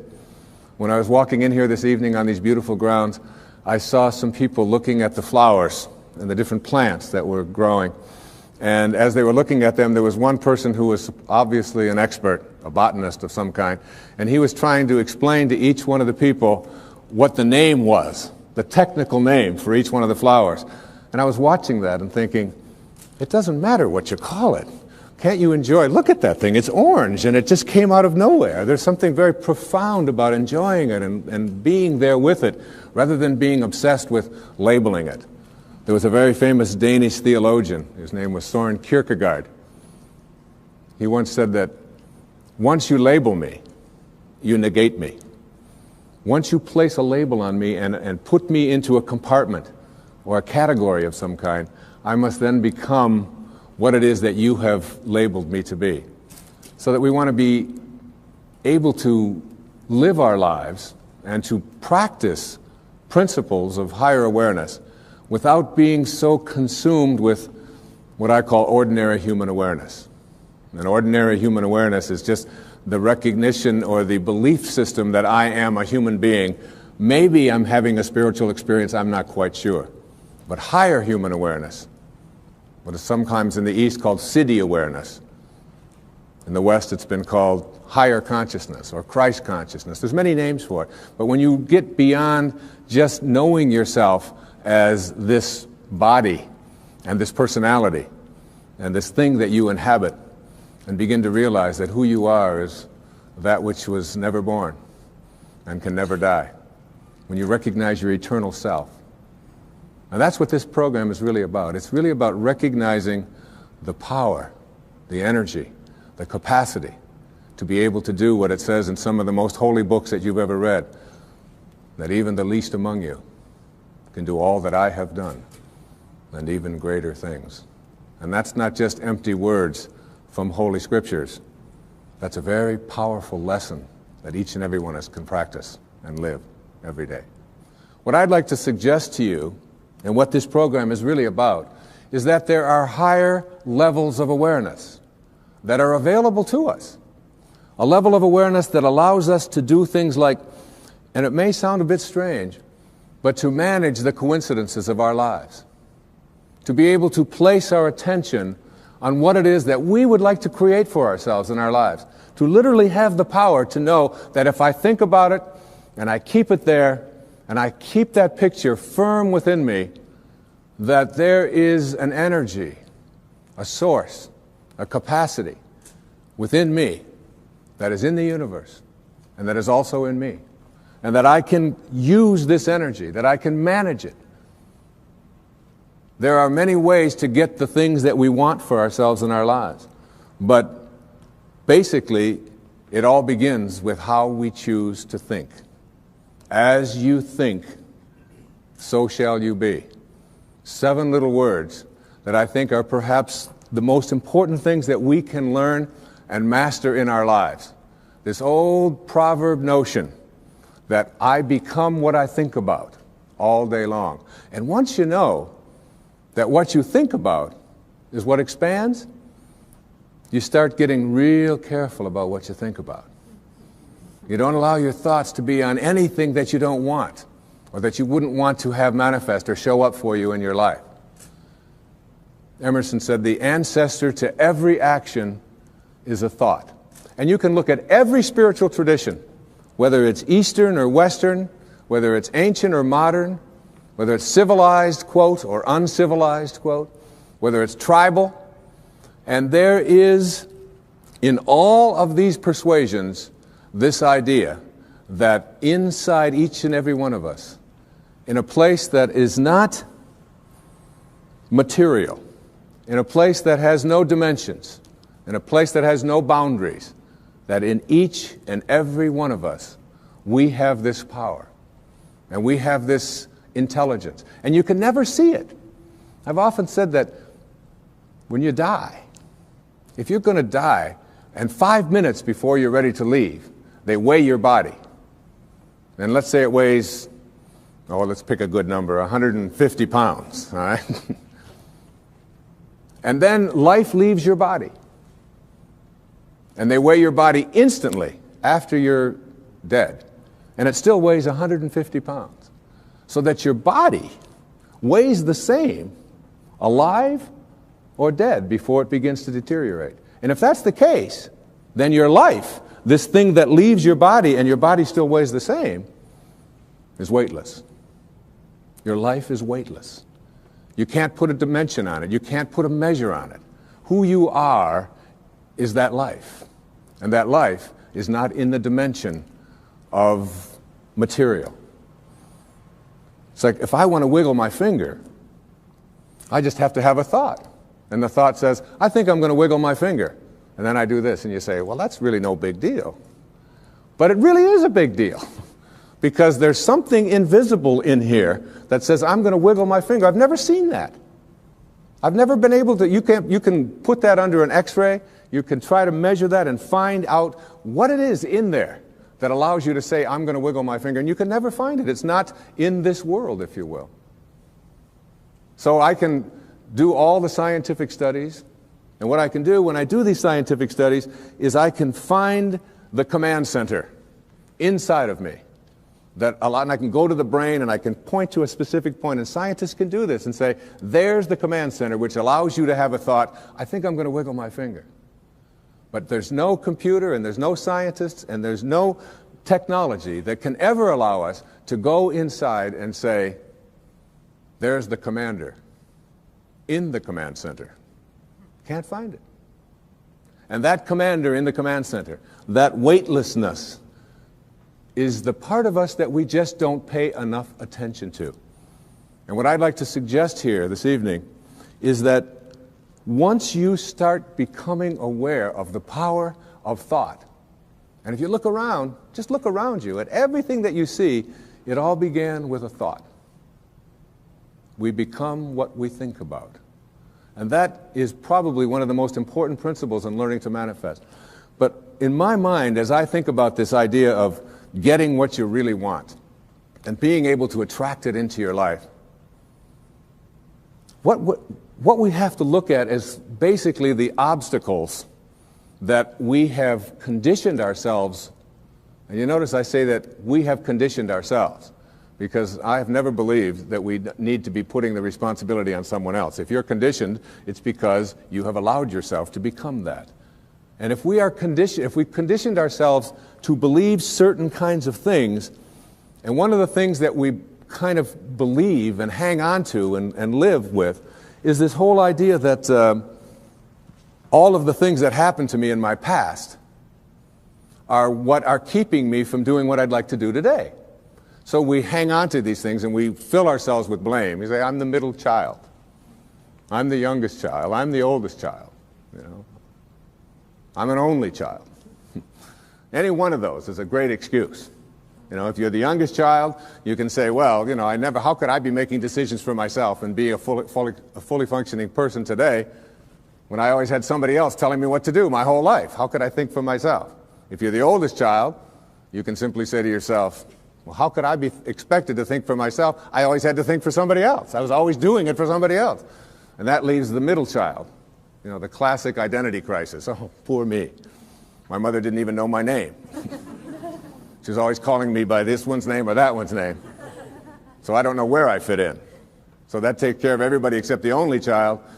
And of course, the only child, well, your parents looked at you and said, we won't be doing that again. Huh? You have to live with that, I don't. Huh? So everybody, with their birth order, or with their mother liked their sister better, or that we had enough, or we didn't have enough, or we had too much, or we lived in the north, we lived in the south, I'm too tall, I'm too short, I've got too much hair, I don't have enough hair, it's falling out, it's not falling out, whatever it is, we all have these excuses. And I call all of these things that we hang on to and use to keep ourselves from reaching these higher places in our lives, the wake. I call it the wake. And the wake comes from a story that I heard Alan Watts tell one time, and it was a very powerful story. He said, your life is like a boat. and it's heading up the river at, say, 40 knots. All right? And as it's going, you are somehow able to metaphorically stand on the stern, the back of the boat, and look down into the water. Now there goes your life in this direction, and you're standing here and you're looking down into the water. And you ask yourself these three questions. The first question, what is the wake? What is it? What is this thing that you see? And the answer, the wake is the trail that is left behind. That's what it is. Nothing more, nothing less. It's the trail that is left behind. Second question to ask yourself in this little metaphor, what's driving the boat? What's making this thing go in this direction? The answer, the present moment energy that's being generated by the engine, and nothing more. That's the only thing that's making the boat go in this direction. And in this little scene, this means it's the present moment thoughts that I have and how I am using them that is making my life go in this direction, and nothing more. Because the third question is the most important and powerful question. And ever since I heard it, I've always thought about this whenever I have a tendency to look back here and blame something. Is it possible for the wake to drive the boat? That is, can a trail that is left behind make a boat go in this direction?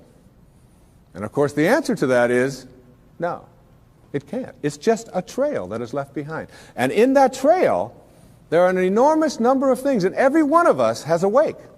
And we have a whole lot of stuff in it. And one of the problems that we have is that we have a tendency to look at the wake and all of the stuff that's in it to explain why it is my life isn't working the way I would like it to work. So that you can take a look at the experiences of your life. I look at the experiences of my life. In the experiences of my life, I spent some years in a series of foster homes. People have said to me, oh, living in a foster home, that must have been terrible. I said, no, it wasn't terrible at all. When you're 6 years old, you don't wake up every day and say, oh my God, I'm living in a foster home. Isn't this awful? Poor me. How come me and nobody else? You don't do that. You don't do that till you're 40. And when you're 40 and your life isn't working and you're bankrupt and you're a drug addict and you're falling, your relationships are all falling apart and your family's leaving you, and you say, why is this happening to you? You say, what do you expect from me? I had to live in a foster home. My mother liked my sister better. We were too this, we were too... And so it's like we take a look at all of these things in our wake. And I'm not saying here that you shouldn't be in touch with your past and all of the things that are back there, but to use it as excuses for why you can't get where you'd like to get today is something that if you do that, you will never get to this place that I'm talking about in this program, which is this place that I call higher awareness, way beyond ordinary human awareness. One of the most powerful lessons that you can ever learn, I had to learn as a young man. My own father was a man who walked away. He left. He left home when I was just a baby. Left my mother, who's sitting right here, 107 years old. Is that? No, you're not 107. 82 years old, though, and with 3 little boys. And all I had ever heard when he walked out about this person that my older brothers told me about, and that when my mother got her family back together again when I was 9 years old, and did all that she could to make a family again, with all the hardships. This was a man who never made a phone call, who never sent a penny, who spent some time in prison, who was an alcoholic, who died of cirrhosis of the liver at the age of 49 and was buried in a pauper's grave in Biloxi, Mississippi. And it wasn't until I went to his grave and was able to stand there, and I used to dream about this man and have this enormous hatred for this person whom I had never seen, just based upon what he had done to my own mother and to my brothers and so on, and all of the stories that I had heard and all the research that I had done. And I ended up at his grave 10 years after he had died, when I finally found out that he was dead. It was on the 27th of August, It was 1974. And what I did transformed my life. What I did is I believe I was sent there by God, or whatever you want to call that divine spirit, the divine presence. And my life at that time wasn't working. I was overweight. My relationships weren't working. My writing wasn't working. There were a lot of things that weren't going well for me in my life at that time. Not badly, but they weren't going at the level that I knew I was capable of getting to, because I was filled with this hatred, this anger, this bitterness. And so what I did is I stood there on his grave, on this little marker in the ground, and I said, "From now on, I send you love. I forgive you." Mark Twain said that forgiveness is the fragrance that the violet sheds on the heel that has crushed it.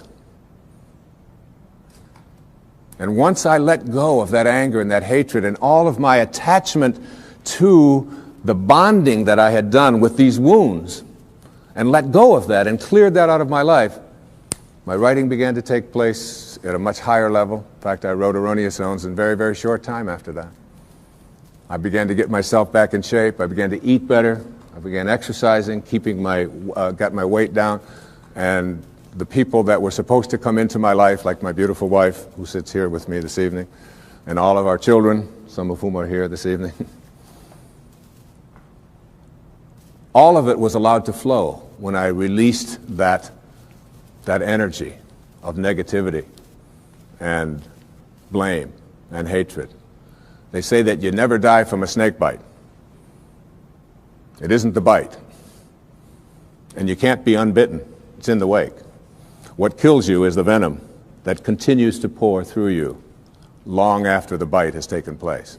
And that's something we have control over and we can change.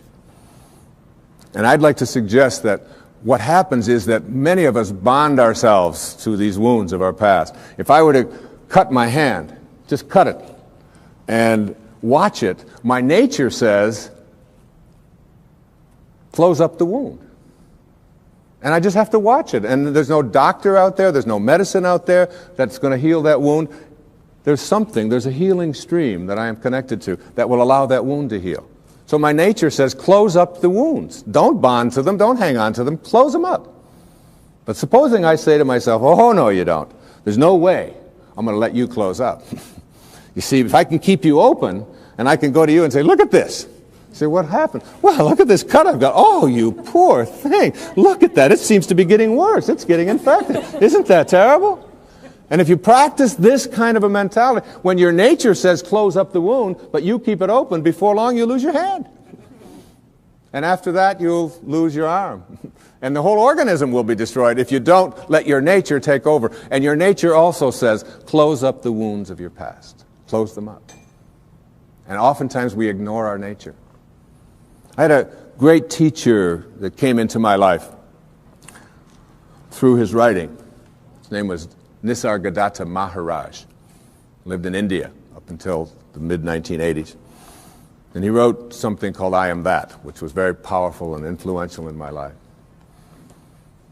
And one of the things that he talked about when he was asked the question, what's the difference between, say, a saint or a highly functioning human being, a spiritual master, a spiritual teacher, and the rest of us, is that they have unconditional love in them and you don't, or we don't? And he said, no. He said, saints have unconditional love in them, and so do you.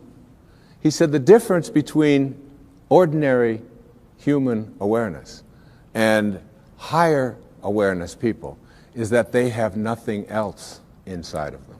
That's all they have. And it's almost like we have to learn how to get that in ourselves. To be able to, well, I always like to use the metaphor of an orange. I love the orange. Perhaps living in Florida is why, but an orange is a simple metaphor. You take this orange and you squeeze it as hard as you can squeeze it, and you ask yourself, what will come out? And what comes out when you squeeze an orange? Orange juice. Never, no matter how many times you squeeze it, will apple juice come out. There's no mistakes. You'll never get grapefruit juice out of this thing, ever. The only thing you'll ever get out of it is orange juice. And the next question is why? why when you squeeze an orange, as hard as you can squeeze it, does orange juice come out? And I asked that question up in Toronto one time. There's a little girl sitting right in the front row. She said, that's dumb. She said, that's what's inside. It has to come out. I said, well, that's the answer. You are really smart. And she smiled. She thought that was great. But that's the truth. The reason that orange juice comes out when you squeeze it is because that's what's inside. Now you extend the metaphor and someone squeezes you. That is, someone says something about you that you don't like. Someone behaves towards you in a way that you find offensive. Somebody does something or says something to you that you feel hurt by. And out of you comes anger, hatred, bitterness, tension, fear, anxiety, stress.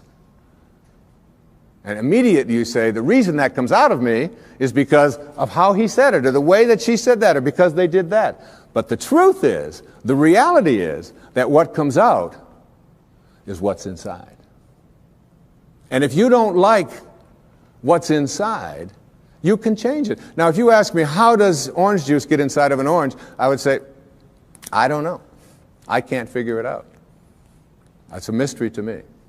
I just enjoy the oranges of my life and give God the credit for that. A lot of people think that other things make them the way they are. They will blame their past, they'll blame their parents, they'll blame the economy, they'll blame the Ayatollah, they'll blame somebody for things that are going wrong in their life. And one of the favorite things that we have to blame for why I'm upset at a particular moment is something called traffic. Traffic made me upset. And I've always reminded myself when I'm in a jam or when I'm on the freeway and I'm trying to get someplace, that traffic doesn't care. That you have within you the opportunity in this moment to really work on these things that are perhaps debilitating or creating anxiety or stress in your life. That these are tests, these are opportunities for you. Traffic doesn't care. Your anger is your choice, and you can always choose to be happy, angry, depressed, miserable, upset, or you can choose to be fulfilled and do something positive in this moment. It's always up to you. I'd like to give you what I think of as the great spiritual teachings of many various persuasions. There's a story that summarizes it. It's the story of what I call the four philanthropists in a village. The conquerors had come through, and they had taken all of the men, or many of the men who were warriors at the time, and they had placed them into this prisoner of war camp right in the village. And many of the villagers knew that their compatriots were imprisoned. And the first philanthropist was a person who had great wealth. And he went to the people who had the prison and were in charge of it, and he said to them, I understand the men are not able to have fresh water and cold water. I would like to donate all of my earnings and everything that I have to purifying the water for them and making sure that all of them will not be sick. And he was granted that. And he felt like he had fulfilled his destiny, that he had done what he was here for. The second philanthropist discovered that the men were sleeping on rocks and that they were cold at night. They didn't have blankets. And he took all of his funds and he said to them, I would like to provide bedding and blankets for the people so that they will be comfortable when they sleep at night. And he was granted that right, and he donated his money for this purpose. And again, he felt that he was fulfilling his destiny. The third philanthropist discovered that the food that they were eating was inadequate, that they were just given beans and water and some bread. And so he said, I own a farm, and I'd like to grow all of my food, and I'd like to take this food to all of these prisoners. And he was granted that right. And all three of these great philanthropists in the village felt that they had really completed their mission for why they were here. But the fourth philanthropist was a saint. He was living not at ordinary human awareness, but at higher consciousness levels. And he went and he found out where the keys were. And he went to the prison at night, and he released all of the prisoners. And this little metaphorical story really tells us that when we are living at ordinary human awareness, there's nothing wrong with those who are out there who can help us to suffer in comfort. All right? And many of us have learned to do that and accept that and say, all right, as long as I'm comfortable, even if I'm suffering, it's okay. But there are those who have keys, and those keys can open the prisons. One of the great teachers in my life was Carlos Castaneda. And Castaneda talked about his teacher, who was what they call a nagual, a Native American term that refers to all that is knowable. And his teacher told him that your life is like being born into a room, a mansion, if you will, that has 1,000 rooms. But you're born into one room. And this one room is called daily human awareness. And the only way you can get in is through conception and birth. You're in. And the only way you can get out, we are taught, is to die. So we spend our lives in this mansion in one room, even though there's 999 other rooms. We don't know how to get out into those rooms unless we die. So we wait to die. And what his teacher told him is, I can teach you how to get out of the room of daily awareness and into the other 999 rooms. And if you stay with me and learn all that I have to give you, I can teach you how to get out of the house altogether without having to die.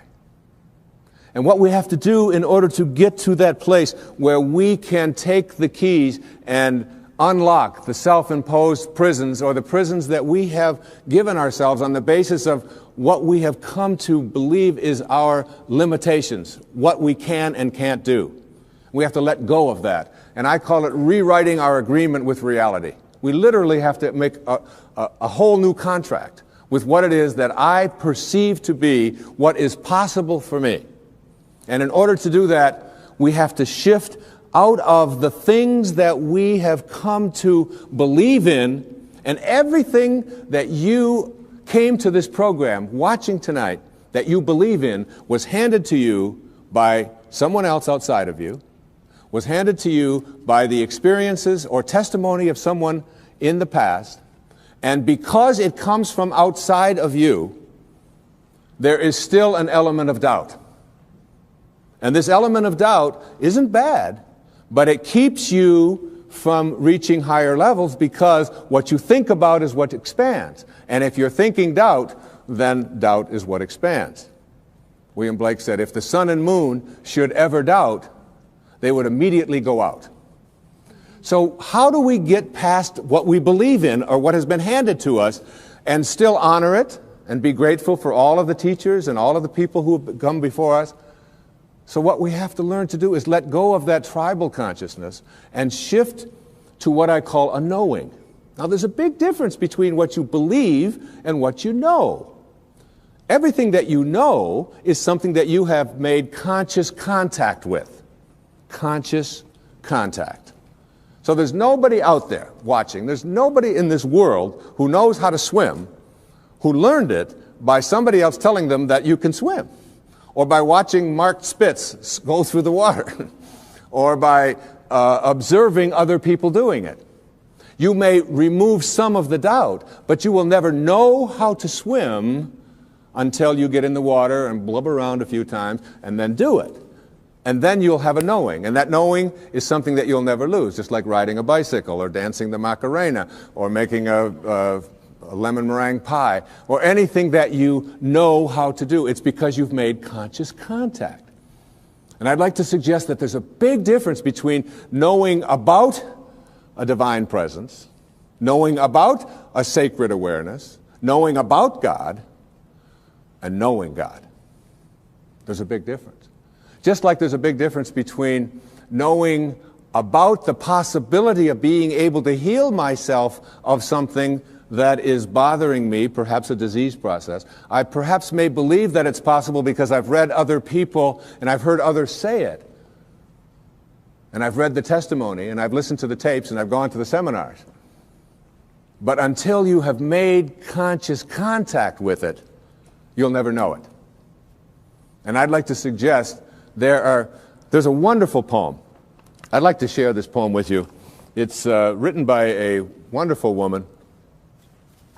Her name is Valerie Cox. And she lives up in Seattle, and she's written quite a bit of poetry. This particular poem really speaks to me to the difference between what you know and what you believe in. Immerse yourself in these words. A woman was waiting at an airport one night with several long hours before her flight. She hunted for a book in the airport shop, bought a bag of cookies, and found a place to drop.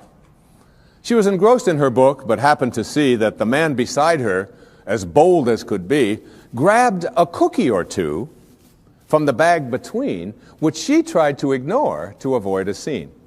She munched cookies and watched the clock as this gutsy cookie thief diminished her stock.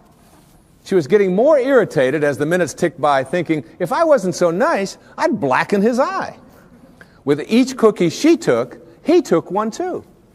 And when only one was left, she wondered what he'd do. With a smile on his face and a nervous laugh, he took the last cookie and broke it in half. He offered her half as he ate the other. She snatched it from him and thought, oh, brother, this guy has some nerve, and he's also rude. Why, he didn't even show any gratitude. She had never known when she had been so galled, and sighed with relief when her flight was called. She gathered her belongings and headed to the gate, refusing to look back at the thieving ingrate. She boarded the plane and sank in her seat, then sought her book, which was almost complete. As she reached in her baggage, she gasped with surprise. There was her bag of cookies in front of her eyes. I love that. I love that. If mine are here, she moaned with despair, then the others were his, and he tried to share. Too late to apologize, she realized with grief that she was the rude one, the ingrate, the thief, the cookie thief. And all of us in some ways are cookie thieves. I have 8 beautiful children.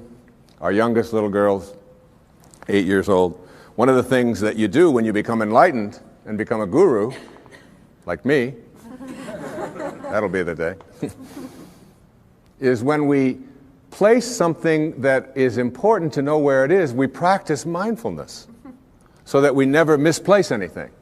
So obviously, having reached this exalted level of awareness in my home with my 8 children, I never misplace anything. So I place my keys right here in a certain spot. But my little girl has this wonderful habit of taking my keys and hiding them on Daddy in the morning so that she can watch me flip out as I look for the keys. And I'll say, Sage, how many times has Daddy told you, don't hide my keys in the morning? Daddy, you told me not to do it. I don't hide your keys anymore. Come on, where'd you put my keys? The last time they were in your dollhouse, where did you put it?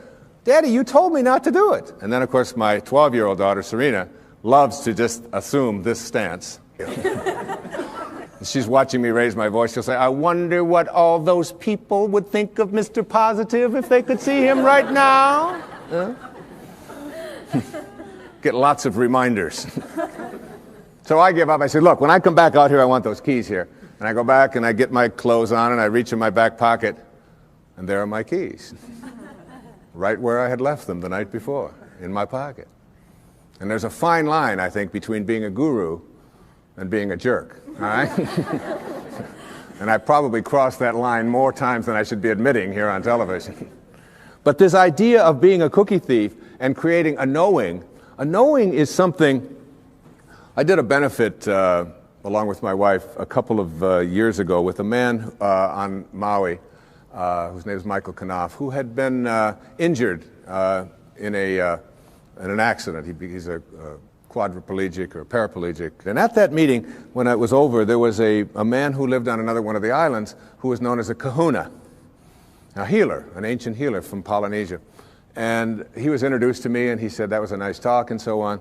And I said, how do you get to be a kahuna? You know, do you take Kahuna 101? I mean, what courses do you take? How does this work out? And he said, no. He said, kahunas are raised to have no doubt. To have no doubt. To have a knowing.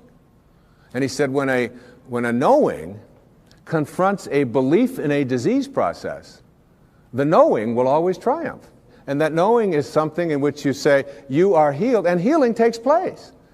One of the great stories of knowing is, again, with our little girl, Sage, who we were spending the summer in our summer home, and we went to visit this dermatologist. And Sage has had this thing called flatwarts for the last, since she was 2.5 years old. From 2.5 until 7, which is over 4 years, she had these flatwarts, and not only did she have them around her face, around her mouth, and around her nose, but they were getting worse. They were moving up, and they were getting up around her eyes and so on, and we noticed that they were getting progressively worse, even though all of the places that we had taken her had said, they will go away. She'll outgrow them. But it didn't seem to be that way, and they always said it would be a few months. Well, years had gone by, and she still hadn't. So we were over at my friend's, this dermatologist in Kihei, and I said, Kenny, as long as we're here, would you mind taking a look at Sage? And my wife was there, and he took these big white light, and he put it in her face, and he said, you've got flatwarts. She hates that term. She never wanted to call them flatwarts. She calls them her bumps. All right? She just called them her bumps. So he said to her, but the good news is that when you get married, you won't have them. Well, she's 7.5, going, oh, who is this dork you've got me talking to now? And then he said to her something. He said, we can't burn them off, and there's no medicine that we can give them. But he did say something to the effect that the ability to rid yourself of these things is within yourself. And that if you can call upon that healing capacity in you and begin to talk to these bumps in a way in which you ask them to leave, that you have a much greater chance of getting rid of them faster than anything that I could give you, and we certainly can't burn them off because we might scar your pretty face. And that's basically the message that he gave us. I'm paraphrasing it. So we went back that night to where we were staying, and there was a whole bunch of kids there, as there always are when we're staying, and all of their friends were there. And we walked into the bedroom, and it was late at night, and over in the corner, on her air mattress, was Sage. And she had the blankets pulled up over her head, and she had a flashlight underneath the blankets. And I went over and I lifted up the blanket. I said, honey, is everything all right? She said, shh, I'm talking to my bumps. And I left the room, and I came into my wife in the other bedroom, and I said, honey, you're not going to believe this, but Sage is in there talking to her bumps. Isn't that great? The next night we did the same thing. That was the second night. The third night, the same thing. Now that was on Friday. This happened on Monday. On Friday, as God is my witness, on television, every single one of those bumps was gone and has never reappeared since. A knowing. You see, there is a stream of healing that is something that we can plug into. It's very much like electricity. People say, well, in ancient Greece, there was no electricity. There was electricity. We just didn't plug into it. That's all. And there's a stream of healing. And when we go into that stream of healing with a knowing, we go to a higher level within ourselves. And we don't allow any doubt in. Basically, in every single one of us, every human being out there, there are two of us. There's two people. The first person in each person is called the ego, or I call it the ego. E-G-O. Earth guide only. All right? This is the part of us that says, who I am is separate from you, separate from God, separate from my environment, and therefore I'm in competition with, and my value is based upon how much I get, how much my stuff is worth, how much better looking I might be, or how much more attractive I might be, how much more money I might have, the value of my possessions, and so on. What is mine? So it's not mystical awareness which says I am connected. It is that individual lower level of awareness which says my ego. This is mine. Also in each and every one of us there's another person. And this other person is called what I call the sacred self, or the higher self. And this sacred or higher self really doesn't care how much you get. It doesn't care who you're better than. It doesn't care how much stuff you have. It's not interested in any of that. The problem is that we very seldom listen to it. We pay very little attention to it. This higher or sacred part of us wants only one thing. It wants us to be at peace. At peace. Whatever choice you make in every interaction you have, make the choice to be at peace, your sacred or higher self says. Whereas your ego says, oh, no, no, no, no. It's much more important to be right. And so we find people in relationships struggling a lot. And one of the things that they struggle about is who's right and who's wrong. Most of the fights that you have in your relationships really basically, oftentimes you forget the details. But it's basically about who's right and who's wrong. So that if you want to have your higher or your sacred part of you ruling in your life, I suggest this to you. Practice being kind rather than right. When you have the choice. And you have the choice in your relationships with your spouse and your ex-spouse, with your parents, with your grandparents, with your in-laws, with strangers on the freeway, with flight attendants, with waiters, with whomever you interact. If you can just subdue this ego part of you which says, it's important for me to be right, which will introduce you to stress and anxiety and fear and so much of the stuff that I talked about earlier, and instead say, how can I suspend this part of me and allow the part of me that wants to be at peace, that wants to be happy, that wants to be fulfilled. And if I said to you, I'm going to give you a magic wand, and with this magic wand, I am going to allow you to just wave it and get anything that you want. Whatever you want. You can have this car, you can have these nice clothes over here, you can have this home, whatever it is. Or I said to you, in lieu of that, I'm going to give you another wand, and you can wave this, and for every moment for the rest of your life, you'll be at peace. Whatever comes along, you'll be able to choose peace. And basically, we know that we're only here for a very short time. And being able to choose peace, which is what the sacred part of you begs you, the higher self. Once you get that, you begin to shift away, and you stop telling yourself that the people who are close to me, in relationship with me, are the people who don't belong there. I remember my wife and I, we often talk about this, and we've been together a long time. We've had many children together, and we have a very wonderful, loving relationship. Thank you. But we'd often, and one time I said to her, or she said to me, you know, we love each other, but this doesn't sound like love. Sometimes the way we talk to each other doesn't sound like love. Let's practice with each other, being kind rather than being right. And it was transformative that when we had that walk. And doing that with your children, and doing that with a waiter. I mean, a waiter who comes to you and is like, you know, hassled and frazzled and has been busy and all of that, and your ego says, wait a minute, I'm here and I'm important, and I have a right to be served, and I have a right to be served now. That's the ego part of you. If you can suspend that and say, you know, you are a lucky man tonight. You got somebody who's dealing from his sacred self. And I understand. And you take your time, and you come to me, and you bring it at your convenience, whenever you can. I'm willing to suspend and you know what? You'll get served so fast and with such gratitude just for being kind, if you practice it. Every single one of us are in relationship, whether it's with our husbands and wives, with our ex-husbands and wives, with our children, our grandchildren, whether it's with people we drive along the freeway next to, whether it's with waiters and waitresses or baggage handlers or flight attendants or people that we are in line to get into the movie. We're all in relationships, and we interact with each other all the time. And probably the best lesson that I've ever learned in my life about how to be in a relationship in a way which is powerful and happy and fulfilling is to remember this sentence. When you have a choice, and you always do, to be right or to be kind, start picking kind. The ego part of us wants to be right. How dare you not serve me as fast as I think I deserve to be served? How dare you say something to me? And immediately we want to make that other person wrong and make ourselves right. But there's a part of each one of us that wants to be happy, wants to be at peace.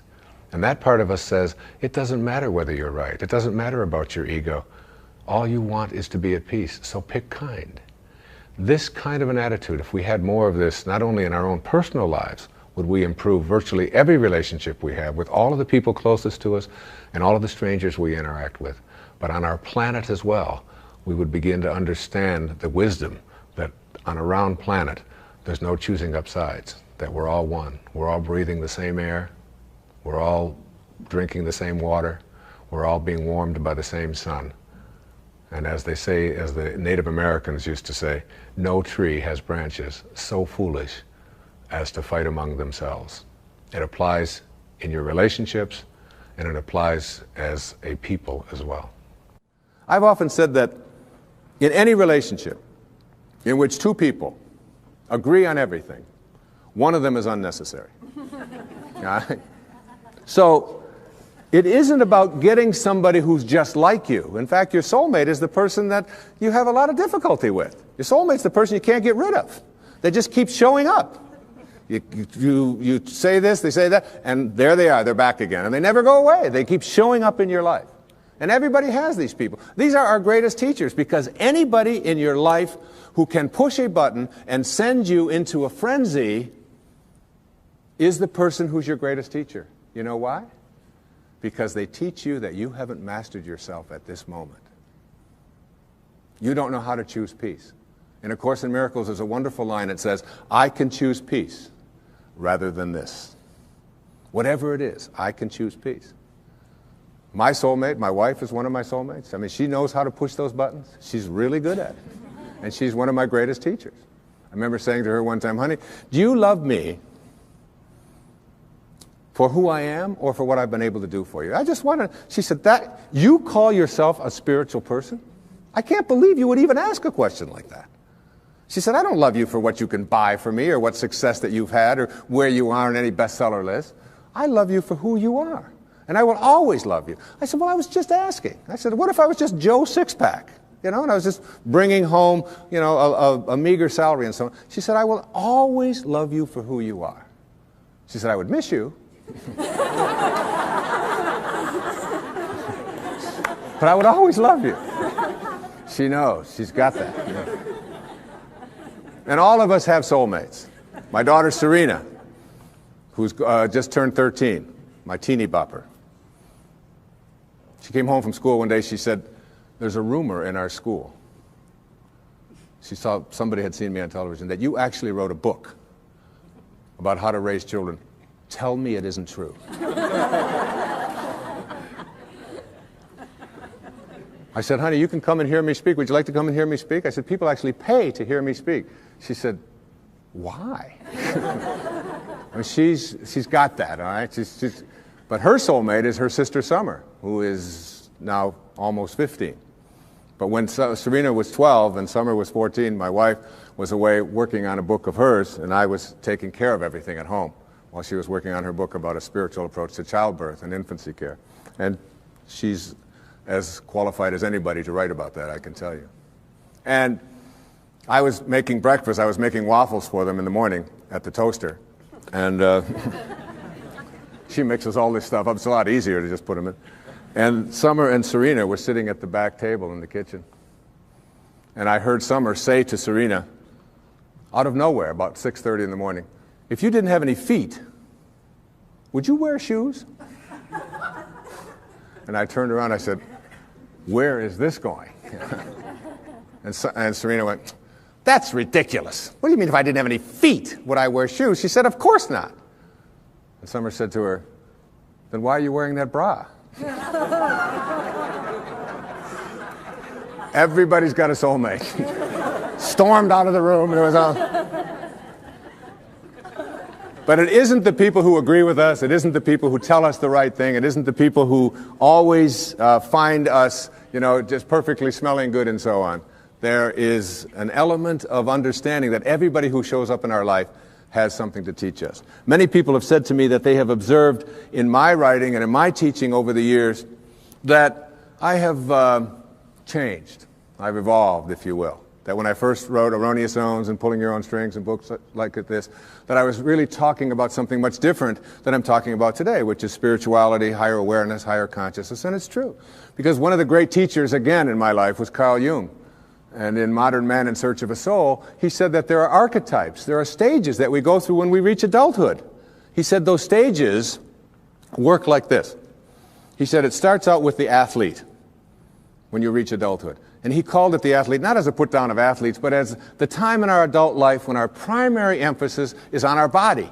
What it can do, how strong it is, how fast it can run, how much it can lift, how beautiful it is, and so on. And we believe that we are a body, if you will, perhaps with a soul.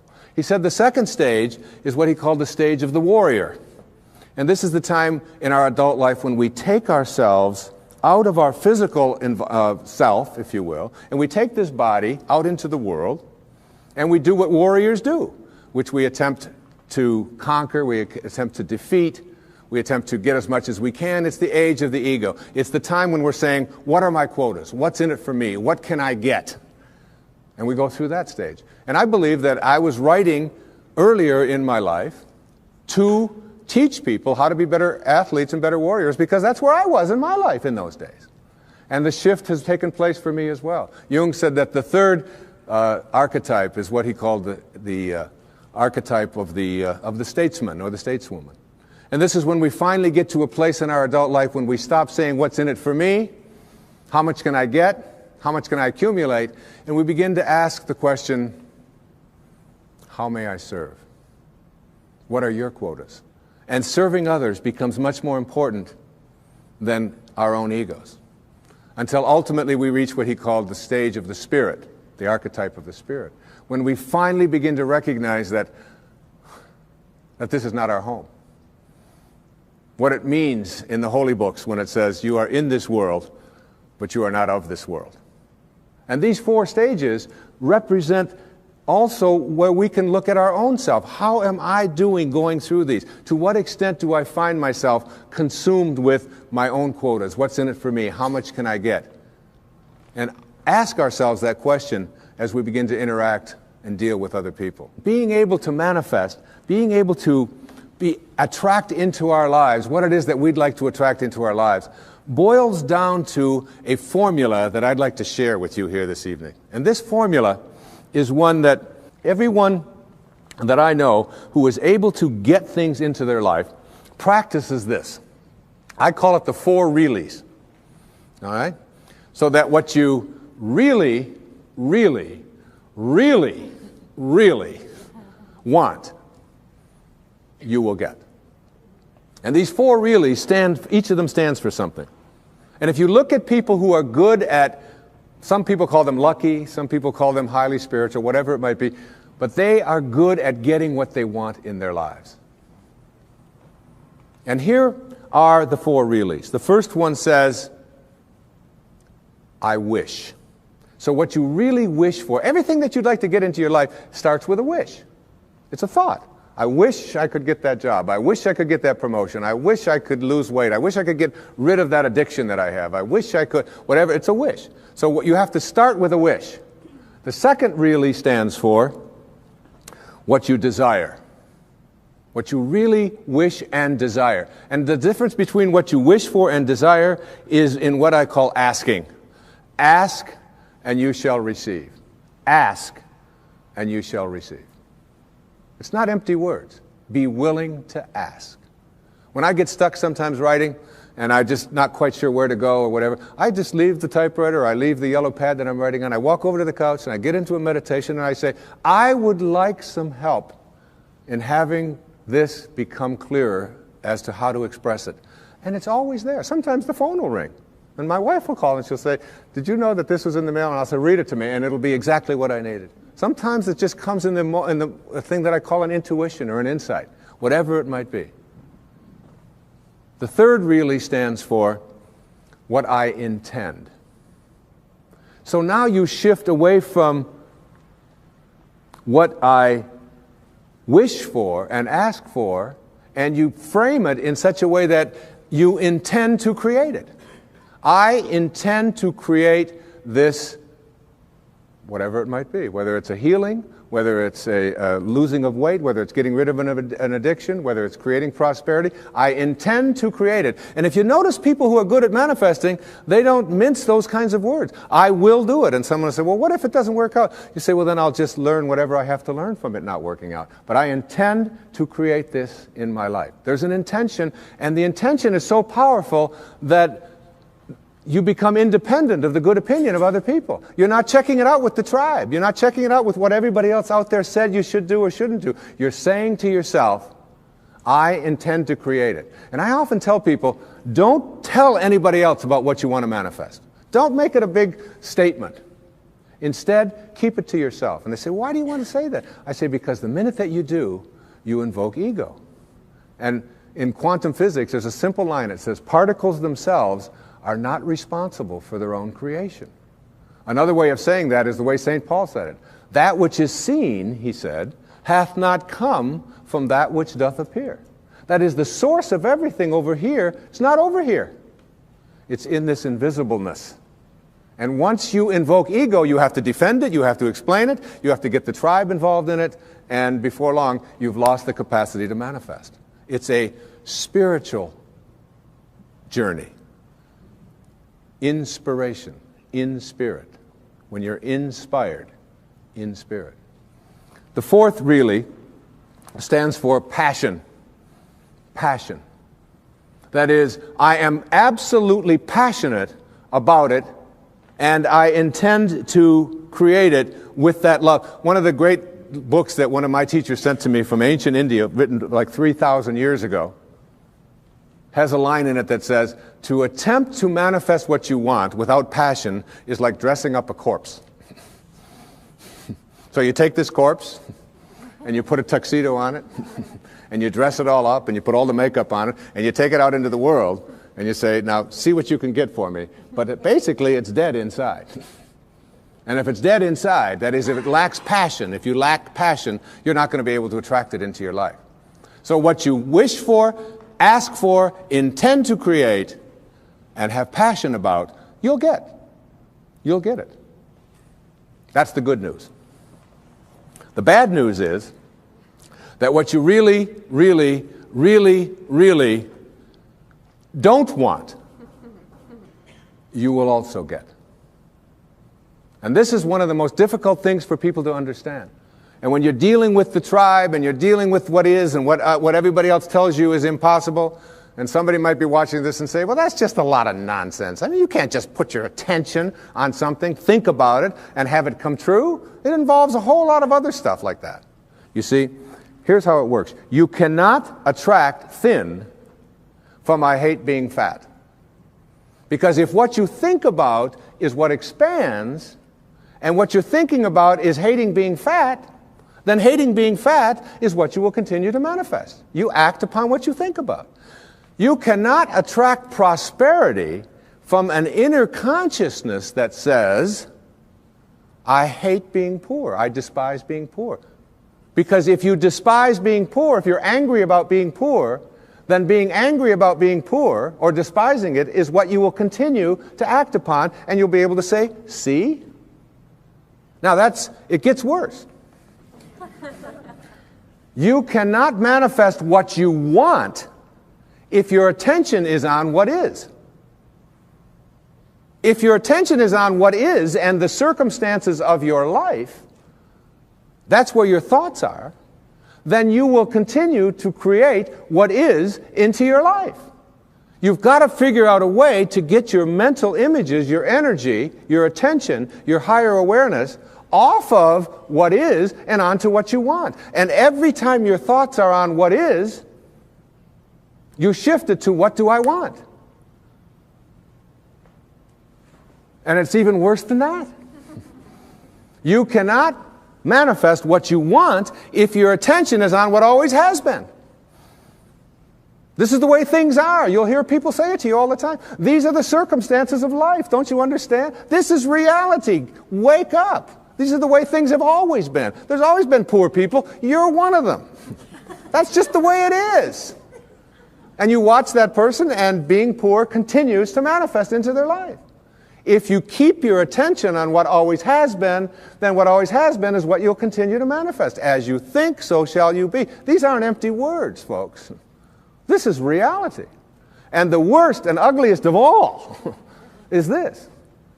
You cannot manifest what you want into your life, no matter what it is, if your attention is on what they want for you, or what they expect for you, Or what they tell you are your limitations or what you can do. Because if your thoughts are on what they want, you cannot put your attention on what you want. What they want will continue to manifest. And you might be in a tribe that always turns left.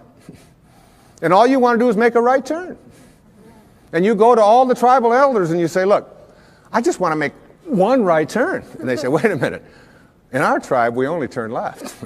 We've always turned left. That's the way this tribe has always been. And so they will have an emergency meeting. And they will convene all of the elders to get you to come to your senses. Jackson Browne is, I think, one of the great poets on our planet. Great singer. He has a song called For a Dancer.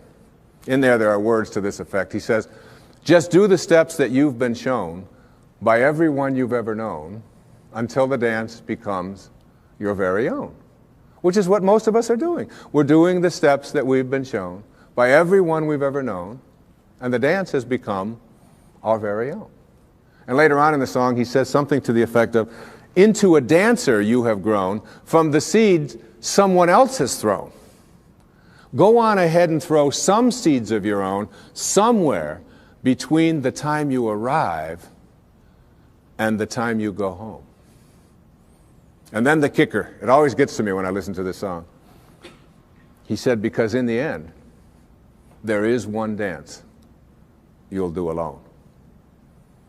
And it's like letting go of this tendency to be a dancer, to be doing the steps that we've been shown by everyone we've ever known, and then it becomes our own. And then we pass it on, and we pass it on. To break that chain, we have to shift our attention off of what we don't want and onto what we do want. And this goes for everything.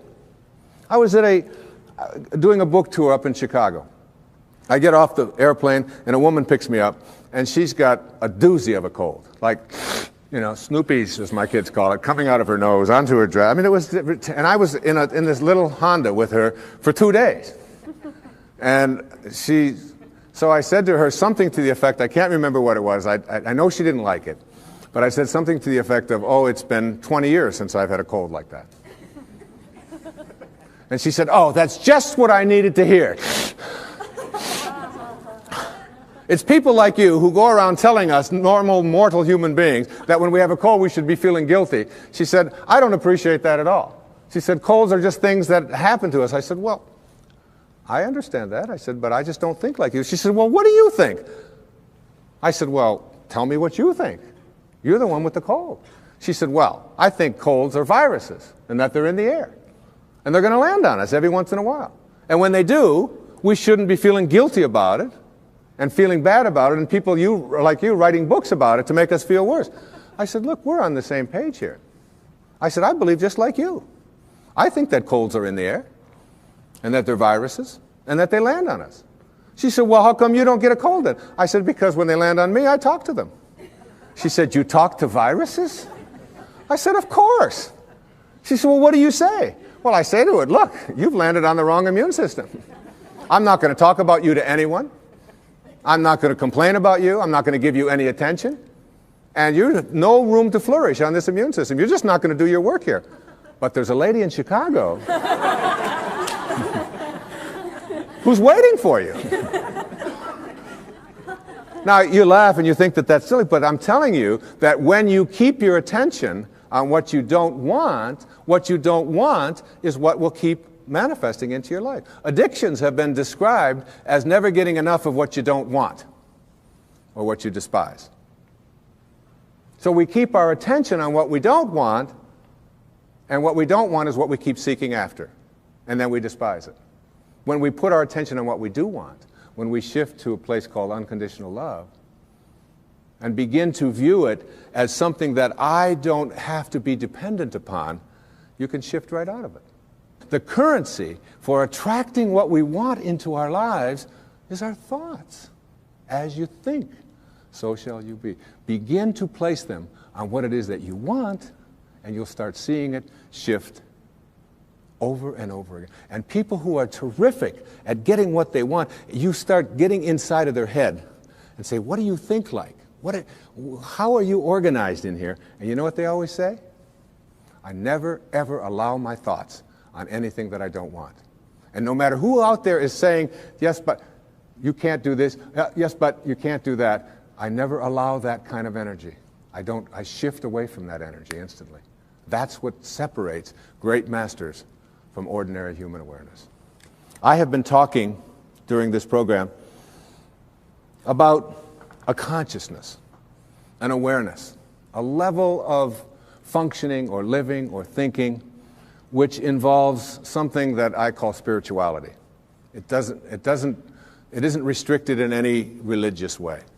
It is a divine intelligence, an organizing intelligence that is everywhere at once. Some people call it God. Some people call it soul. Some call it spirit.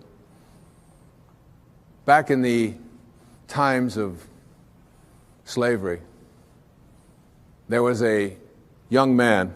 His name was John Newton. He was 23 years old. And he had what is called in Japanese, it's called, excuse my Japanese, but it's called satori. I love to say that. Satori, S-A-T-O-R-I. And it means instant awakening. The idea that you can create something in your life now. In Zen, they have a proverb that says, when the student is ready, the teachers will appear. So it's just being ready. And so you don't have to go through this long, involved process to get to enlightenment where you get it 5 minutes before you die. Instead, you can have it when you are ready. The Native Americans, they have a word called natohi in the Aleut Indians. Natohi. And it means great seeing. Like I don't see, and boom, there it is. I see. And it's like in a dream when you just have this awakening, this light goes off and you just know. It's intuition, if you will. Intuition has been described as, if prayer is you talking to God, then intuition is God talking to you. It's like hearing that voice, and you know it. And John Newton, this 23-year-old sea captain, had a ship full of human cargo that he was bringing from the west coast of Africa to the New World as slaves. And he had this satori, this awakening. And in this moment of awakening, he realized that what he was doing was horrible and defenseless in terms of his own inner sense of morality. And he wrote down on the envelope the words to a song he called it Grace. I once was lost, and now I'm found. And it was grace that taught my heart to feel. It was grace that brought me home. He shifted away from his material world and his being a warrior to being a spiritual being in an instant, which is available to every single one of us. There have been things that have been showing up in my life, and principles for me to write about, and things for me to tell you and share with you that have really surprised me. And I've always lived by the principle of Tilopa, the 10th century Sufi master, who said, have a mind that is open to everything and attached nowhere, attached to nothing. And my wife and I always had this attitude in bringing up our children, that keep an open mind, and anything that you immediately reject, get your ego out of that, and just open yourself to the words of Jesus in the New Testament when he said, with God, all things are possible. And I always ask my audience, what does that leave out? What does all things are possible leave out? And obviously the answer is nothing. In the book that I wrote for the film, The Shift, it was also called The Shift, it has 4 chapters. From ambition to meaning. Moving our lives away from our egos and into a place of meaning, what Serena was up here speaking about. It's a sense of feeling that you're making a difference in the world. And towards the end of that book, I quoted from a man named Joel Goldsmith, who wrote The Infinite Way, in parentheses, in eternity. And we actually had friends on Maui, a friend on Maui named Alexandra, who's in her 90s, and in her late 80s, she would go out kayaking every day. And she actually dated Joel Goldsmith back in the 1950s when he lived on Hawaii. He's been a very much of a hero to me. And then from his book, Parentheses in Eternity, which is what your life is, a parentheses in eternity, he said these words. He said, "Then there are those who reach a stage in which they realize the futility of this constant striving and struggling for the things that perish, things which, after they are obtained, prove to be shadows. It is at this stage that some persons turn from this seeking for things in the outer realm to a seeking for them from God." And that has been probably the major shift in my life, taking the focus in my life off of the things, the accomplishments, the acquisitions, the reputation, ownership, which we begin to identify ourselves as, and to begin to recognize that Pierre Teilhard, the great French priest who was excommunicated from the Catholic Church for his outrageous ideas in 1918, he said, "You're not here as a human being having a spiritual experience, that it's the other way around." And you've all heard it, that we are all infinite spiritual beings having a temporary human experience, and beginning to live our life from this spiritual place, its place of spirit, where we recognize and identify ourselves not on the basis of what the ego says, which is on the basis of what we have and what we accomplish, what we own, and what others think of us, not based on our belief in our separation from each other, and most egregiously not based upon our belief in our separation from God. A shift, if you will, to an awareness of our own divinity. And from that place, what is possible for all of us. So I'm going to recite a poem here from a great poet. His name was Samuel Taylor Coleridge. He wrote a poem called The Rime of the Ancient Mariner. And he also wrote one that wasn't that well known. I put it in a book of mine years ago called Real Magic.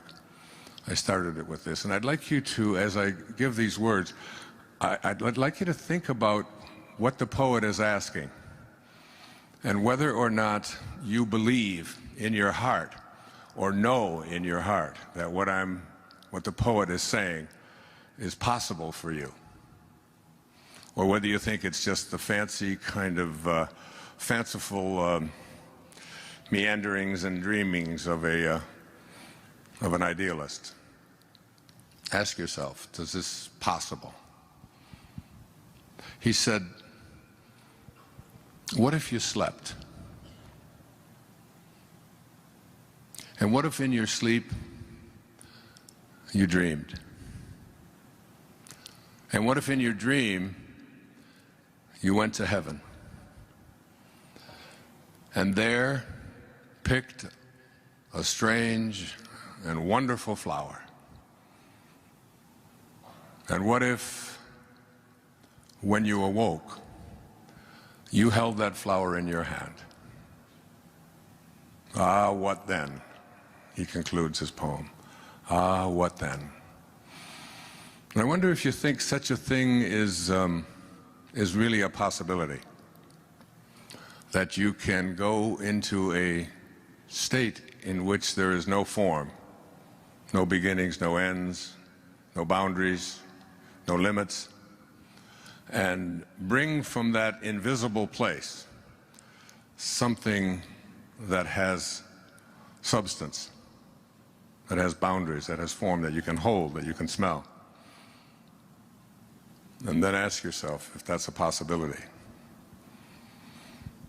I wonder how many of you think yes, and how many of you think no. I'm not going to ask, but the fact is that this room has, it looks like 2,500 or so people in the room tonight. Every single one of you are an example of what that poet just described. Every single one of you came from a formless place and are now form. All of you. Every flower that you look at began in a seed, and the seed began in something that is invisible. There's a little girl here tonight. Camille, where's Camille? 6 years old or so, 7 years old. I was swimming with her a little while ago, and she showed me her teeth. And she said, I lost 2 of my teeth. And look, there's 2 new teeth coming underneath it, and she was all excited about that. And I said to her mom and my daughter Summer, who was here, just imagine that in that tiny little infinitesimally small little speck that built into that was what she's going through right now. What is there to do? There's nothing for us to, we can't make a change. In that tiny little invisible speck, everything that you needed for this physical journey was handed for you. And you don't believe in miracles? In the great Tao, many of you know I lived the Tao for a year, the year I turned 65, and wrote a book on it. A book that I always tell people, carry it with you wherever you go. Some call it the wisest book ever written. And I lived the principles of that little book, and I encourage people to just stick it in your new purse. The ones that are made out of plastic, recycled water bottles. Is that all right? And but just carry it with you, because you don't even really need to open it, because the energy from what's in here will come to you. I had a great teacher in India who used to say, he wrote a collection of his writings was called I Am That by Nisargadatta Maharaj, and he used to say to his devotees, you don't have to read it, just carry it with you. And I heard that, I was in my early 40s when I heard that, and I just thought, this is just another one of those crazy guys over there in India giving us advice, and I just didn't think that it would be possible to get. But now I've really come to an awareness that energy is in everything, and that just holding this book, literally, you could muscle test this, kinesiology, and put this thing next to your heart, and you will be stronger with it than you were without it. Just try it. Just carry it with you. Let me see, who would like a copy of this? Oh, that hand right there, the first hand up. Yeah, you. Yep. No, next to you. Yeah, stand up. Would you like to carry this with you wherever you go? There you are. God bless you. The Tao Te Ching. It's only a few dollars. It's worth having. One of the great lines in the Tao is what I'm speaking about here, these opening lines, is that it says that none of you are doing anything. You're all just being done. And when you look at your physical body, there's a recognition that this is absolutely true. You know? I mean, what can you do to change it? You know, things are drooping, folks.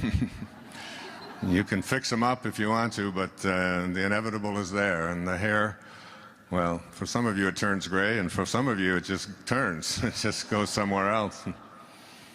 And you begin to see, there's also a great line in the book, because my son, who's sitting in the front row, Sands, who graduates in a couple of weeks and is going to start supporting me. I'm so happy about that.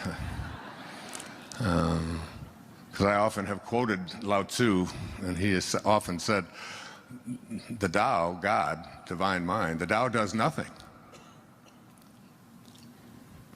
And it leaves nothing undone. It's all perfect.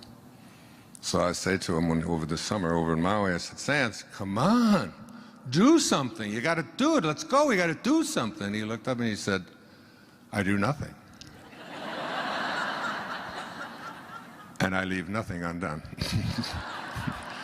So this stuff can come back at you. It's his favorite line now. He's a Taoist philosopher. So the great Saint Swami Muktananda was asked the question, what is real? And his response is really worth you hearing. And something for you to really think about, because the strange place that I think it's weird, it's just so magical, but it's still, it's hard for us to wrap our arms around this idea that all things are possible. This awareness that about what is real. And Muktananda said, that is real, which never changes. So what part of your physical life meets that definition? We are all in these bodies that are changing every second. Therefore, by that definition, they're not real. So you go back and look at how many bodies you've been in since you showed up here. You were in a body about this big that weighed somewhere between 5 and 10 pounds, and that was you. And you were in a little toddler body about this tall, and you certainly, if someone said, is that you, you would have said, yeah, that's me. And then you were in a 13 or 12-year-old body, which is one of these. I have 6 daughters, and they have a stance, you know, when they're about 13, and they go like this, and their leg goes up and down, and they roll their eyes and look at you like you ought to try to get a life someplace. You were in one of those bodies, teenage body, and you thought that was real. That's when you get the great learnings. One of my daughters, Serena, said to me one time when I raised my voice and asked her to hurry up and get moving, come on. She looked at, I wonder what all those people would think of Mr. Positive if they could see him here this morning. She turned to her sister and said, would you buy a book from someone who yells at his 11-year-old daughter? I sneak out of the room and try to... Best line I ever heard from any of my children ever, and I followed them around with a pad of paper to give me material, was from my daughter Summer. When she was 13 and her sister was 11, sitting at the breakfast table, and all of a sudden about 6:30 in the morning, and Summer looked at Serena and said, well, if you didn't have any feet, would you wear shoes? Serena at that time, and it hasn't gone away, could hardly stand anybody talking to her at 6 o'clock in the morning, and said, that's the most ridiculous thing I've ever heard you say. Don't even talk to me. Why are you, just don't even talk to me. Close your mouth. Why are you talking to me? That's so stupid. What if I didn't have any feet? Would I wear shoes? Of course not. And Summer looked at her and said, don't get mad at me. I just wonder why you're wearing that bra. That's, so,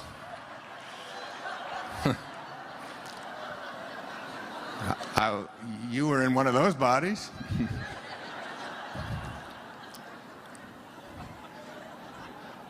I was in a 20-year-old body, and I saw a picture of it on the PBS show, and I was doing a little bit of this, and the pictures of me at various stages of my life were going by, and the film was, the camera was looking at this picture, and it stopped on a picture of me when I was about 20 years old. And I'm 70, that was 51 years ago.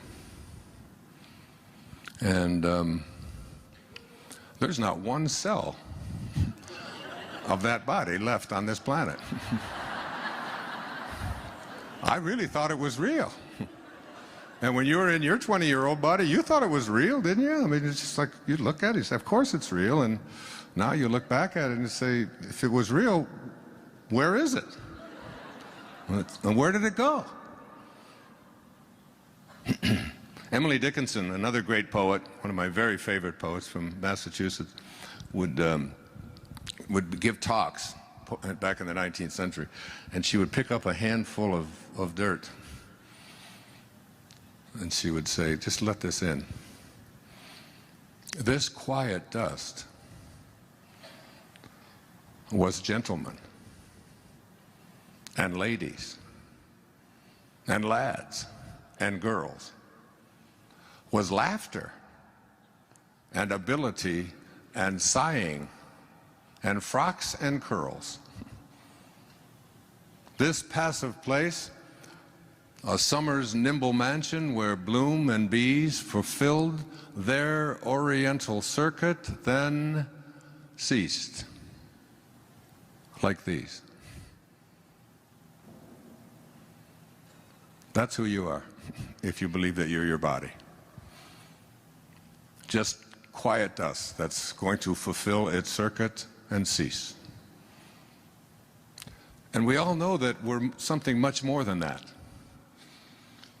But we haven't been raised to believe that. So my talk tonight is really about understanding there is a component of us that is beyond the physical, beyond the physical, metaphysical, beyond form, over, past, higher than form, transformed. And this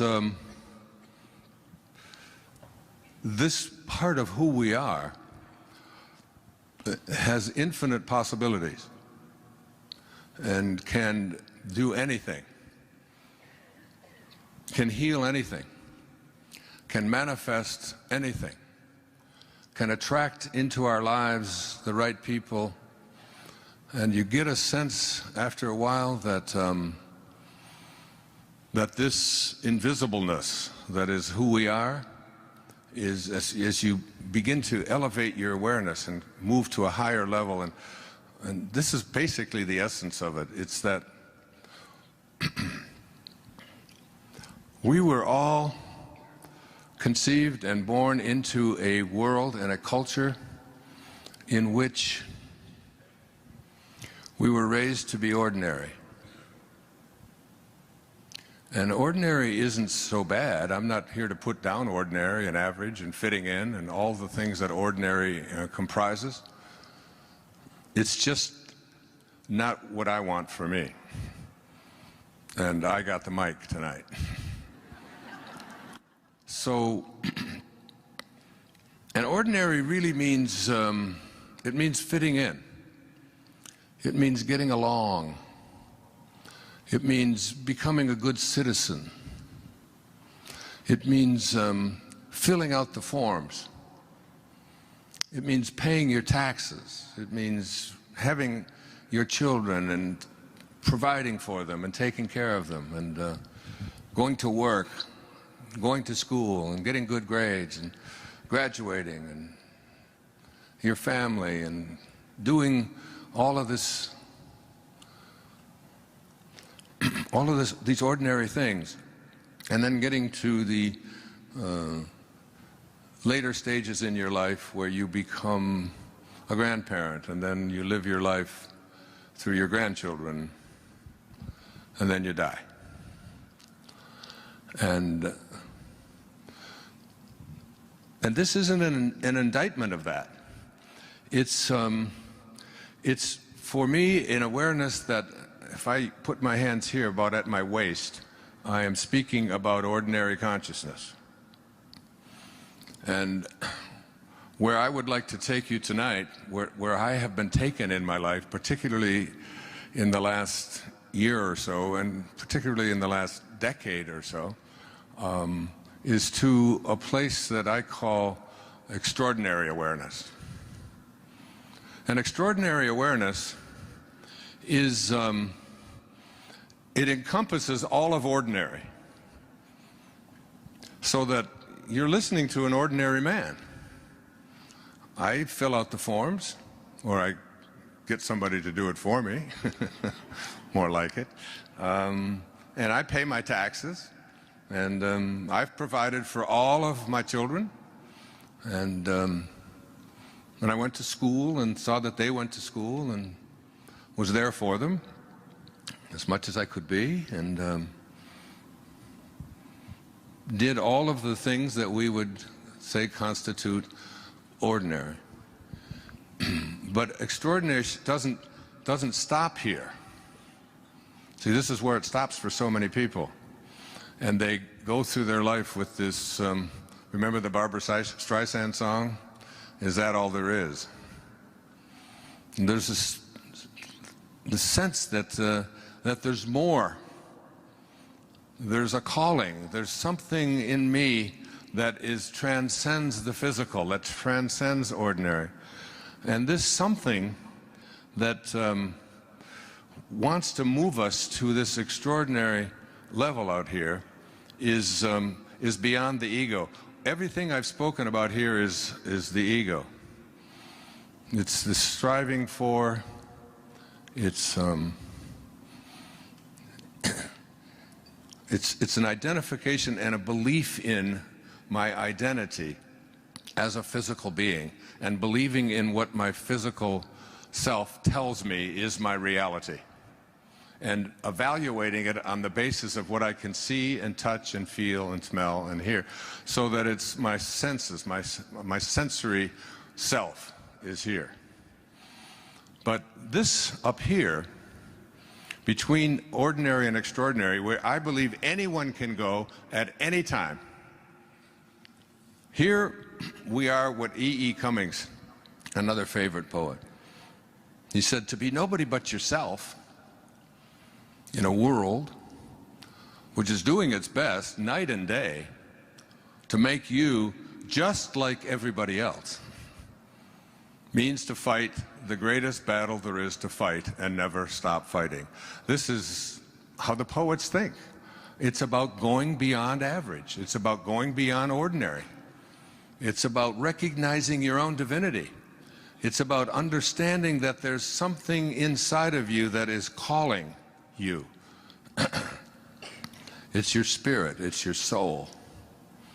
And your soul, your spirit, is here in the distance between here and here. And your soul wants something very, very different than your physical body ego apparatus wants. It's not interested in fitting in. It doesn't care whether you're right. It doesn't care whether people like you. It doesn't care about whether you're a good citizen or not. I wrote these words out the other night. Let me share them with you. It says, I said, the ideal, because I'm going to write about this, the ideal of the soul, the thing that it asks for, is neither knowledge, nor light, nor happiness. The ideal of the soul is space. The ideal of the soul is immensity. The one thing it needs is to be free to expand, to reach out, to embrace the infinite. Yeah, the ideal of the soul is infinity. It is it is miserable when it is circumscribed and restricted. The soul is not finite. What is finite? Finite means it has a beginning and it has an end, doesn't it? So that's it. It stops here and it's finite.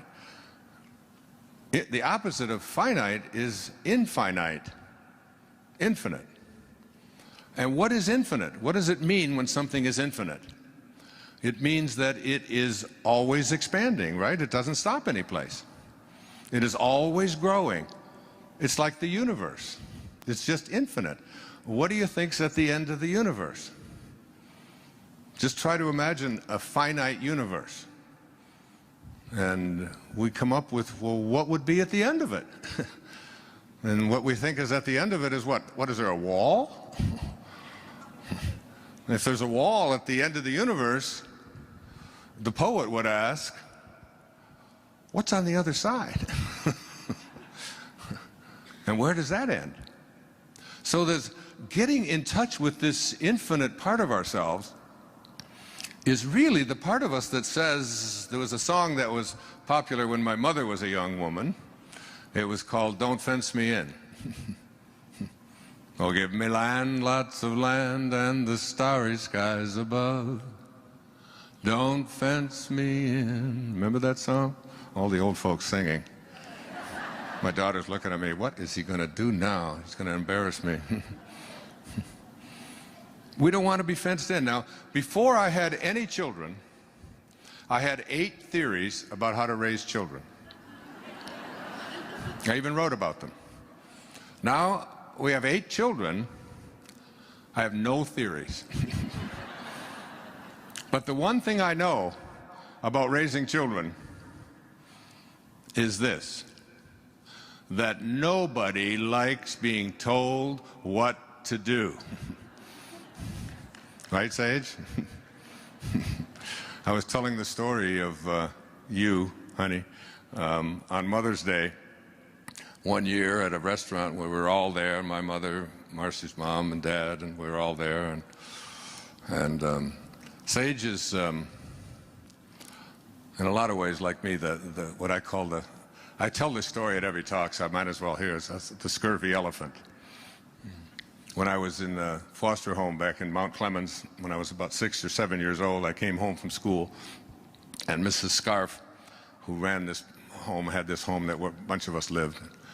And I came home and I asked her, what's a scurvy elephant? And she said, a what? And she said, a scurvy elephant. I said, and she said, well, where did you hear that? I said, well, I heard Mrs. Poole, who was my 3rd grade teacher, talking to the principal, and she said that Wayne Dyer was in her classroom and that he was a scurvy elephant. So she got on the phone, called the principal, and the principal said, oh, no. And she said, that's Wayne. He gets everything mixed up. She didn't say that he was a scurvy elephant in her classroom. She said that he was a disturbing element in her classroom. And I always loved to say that.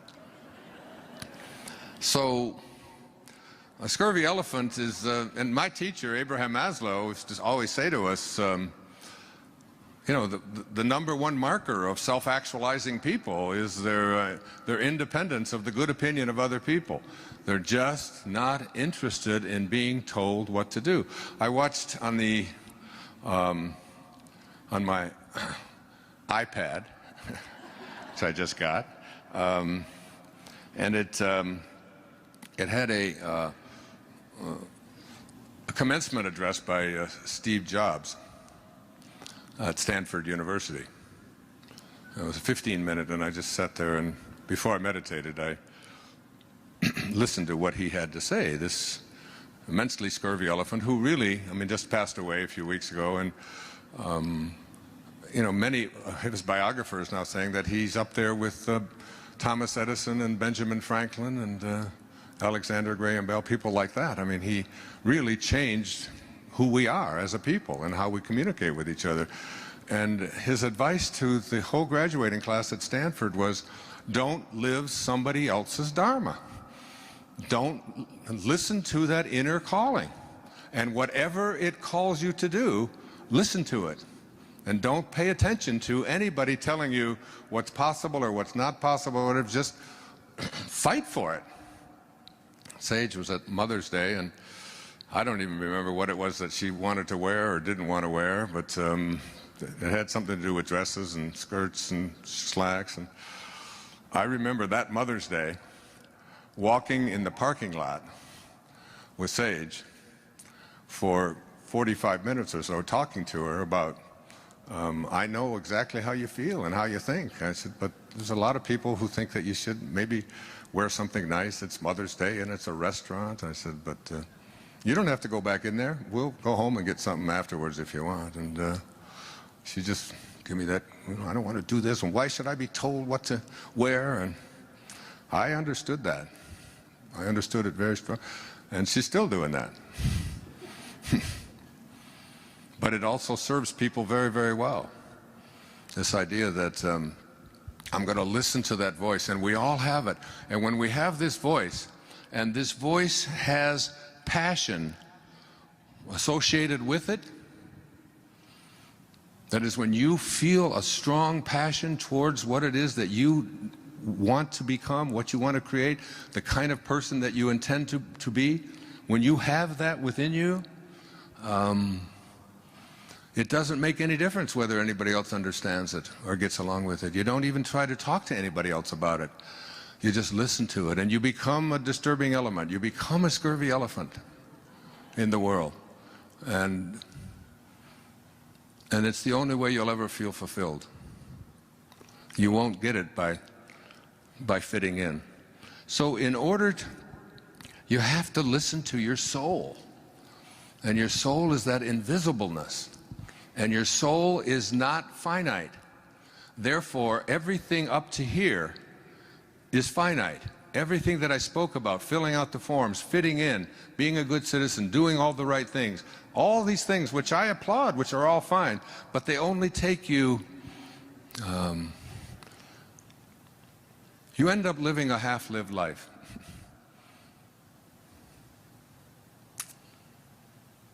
Herman Melville, I spoke about him this morning when I spoke to a writers group here.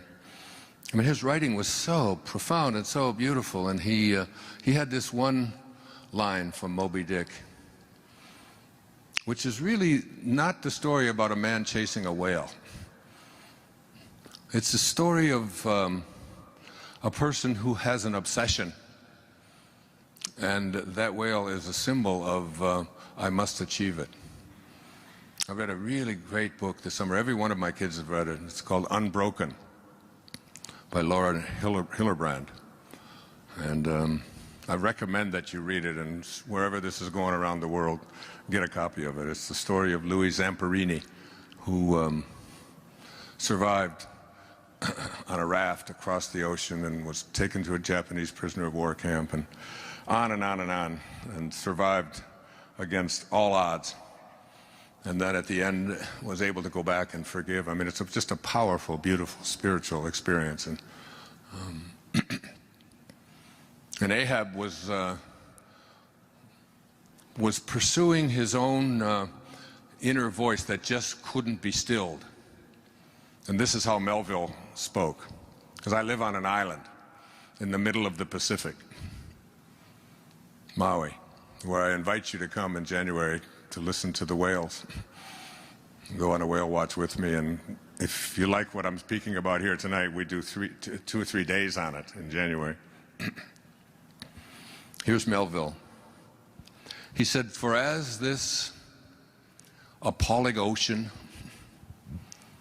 surrounds the verdant land, so in the soul of man lies one insular Tahiti, full of peace and joy, but encompassed by all of the horrors of the half-lived life." The half-lived life is the life that gets you to ordinary, to filling out the forms, and then stopping. The self-actualized life starts at ordinary and listens to its soul, which you can't find, but you know is there. And there are some that doubt that it's there. I had a friend who's a neurosurgeon over in Maui, and he was saying, you know, you talk about this soul thing a lot. He said, I've poked around in a lot of human brains, and I've never seen a soul or anything resembling a soul. And I asked him, I said, Chuck, I said, while you're in there poking around, have you ever seen a thought? Well, no, of course not. I said, do you think there are thoughts? That such a thing as a thought exists? You can't see it, you can't touch it, you can't. The fact is that virtually everything that exists is metaphysical, beyond the physical.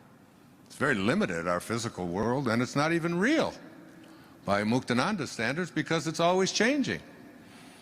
The body that you came into this room with will be a different, you'll leave in a different body. There's something called you that just keeps occupying more and more and more new bodies until ultimately it just sheds it all together. The great Irish poet William Butler Yeats said, an aged man is but a paltry thing, a tattered coat upon a stick. What an image. Unless soul claps its hands and sings, and louder sings, for every tatter in its mortal dress. We're just tattered coats on a stick, unless we have a soul. And when we have a soul, the soul says, don't fence me in. The soul says, don't tell me what to be. Don't tell me what I can't do. Don't you dare impose upon me who you are and what you think I should be. That's your soul. And all of you have this, because this body of yours is just an illusion. It's just a very temporary parenthesis in eternity, isn't it? And you know that you're going to leave it. And all the evidence is there, and you just keep looking at it. You try to pretend that it's not there, and so you color the gray, and you lift them up, and you shift it around, and you put on a girdle, and you do all of the, I don't know, you do all of the stuff to pretend that it's, and you're not doing a damn thing in this world. You're just being done. You're just being done. But what you're being done by is the higher self. So what I would like to offer you here is a program, if you will, sort of a preview. I've been reading and studying and lecturing all over the place for the last year or two. And for some reason, I've been given a big voice and a big audience. For some reason, I'm allowed to go on public television and present in prime time 3- and 4-hour specials on the Tao Te Ching, or on the power of intention, or on changing your life, living from a spiritual place. And it must be because I have had this wonderful opportunity handed to me that I've been getting exposed to more and more and more about the miraculous power that comes to us when we start our life from ordinary and just leave that part of it to be taken care of and move into this extraordinary place, this place that all the great writers speak about, where we transcend this ego of ours that believes that who we are is so important, and believes that who we are is what we own, and who believes that what we are is in competition with others and has to defeat others and has to win and has to be better than. I love the poets. I feel very poetic tonight. A great Indian poet named Rabindranath Tagore won the Nobel Prize for Literature in 1927 with a collection of poetry called Gitanjali. And in there, he writes about this ego of ours. He says, I went out alone on my way to my tryst, but who is this me in the dark? I step aside to avoid his presence, but I escape him not. He makes the dust rise from the earth with his swagger. He adds his loud voice to every word I utter. He is my own little self, my Lord. He knows no shame. But I, the invisible me, I am ashamed to come to thy door in his company. That's the ego. The part of us that makes the dust rise from the earth with our swagger, who's always adding his loud voice. But inside there's this being that says, who I am is so much more than that, so much more divine. And in order to get to the path of moving towards extraordinary, and the fact is that even though many people will attend a talk like this and many people will buy the books and study it and look at it, the percentage of people who are willing to leave ordinary behind is very, very small. Honestly, it's only a handful of people in this room. Even though the intentions are good, the book that I'm reading now, I came across a quote. I think I'm going to read it, if I have it here. Ah, here it is. It was by a French philosopher, mathematician. Some of you studied him when you took a philosophy class. His name was René Descartes. He's the one who said, I think, therefore I am. I don't like to question these guys. I used to teach them at the university, but I think he had it backwards. I really believe it should be I am. Therefore I think. Well, that's just my opinion. I'll talk about it later.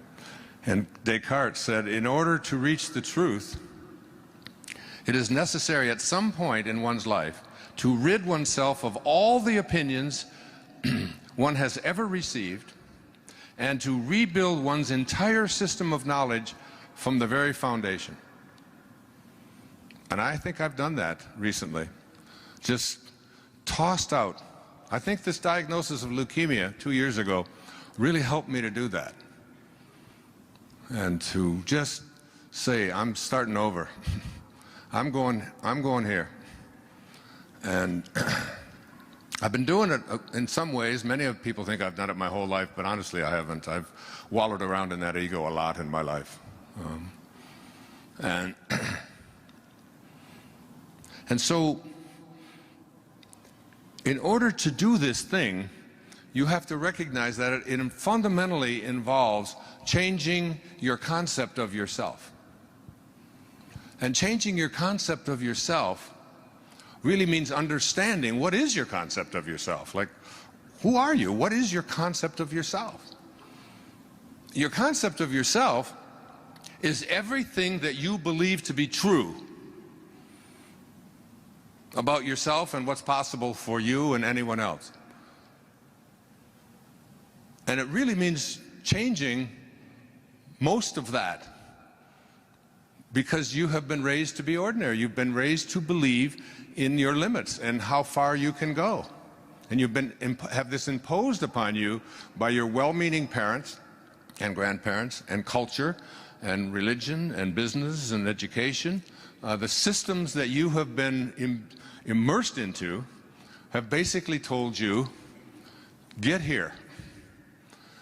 This is not for you. And it might not have even been done, and sometimes they might have even said, oh, you can do anything. And then we'll start to tell you all of the reasons, all of the exceptions to that, that I'm imposing on you. Like, you got to get dressed in a certain way for Mother's Day.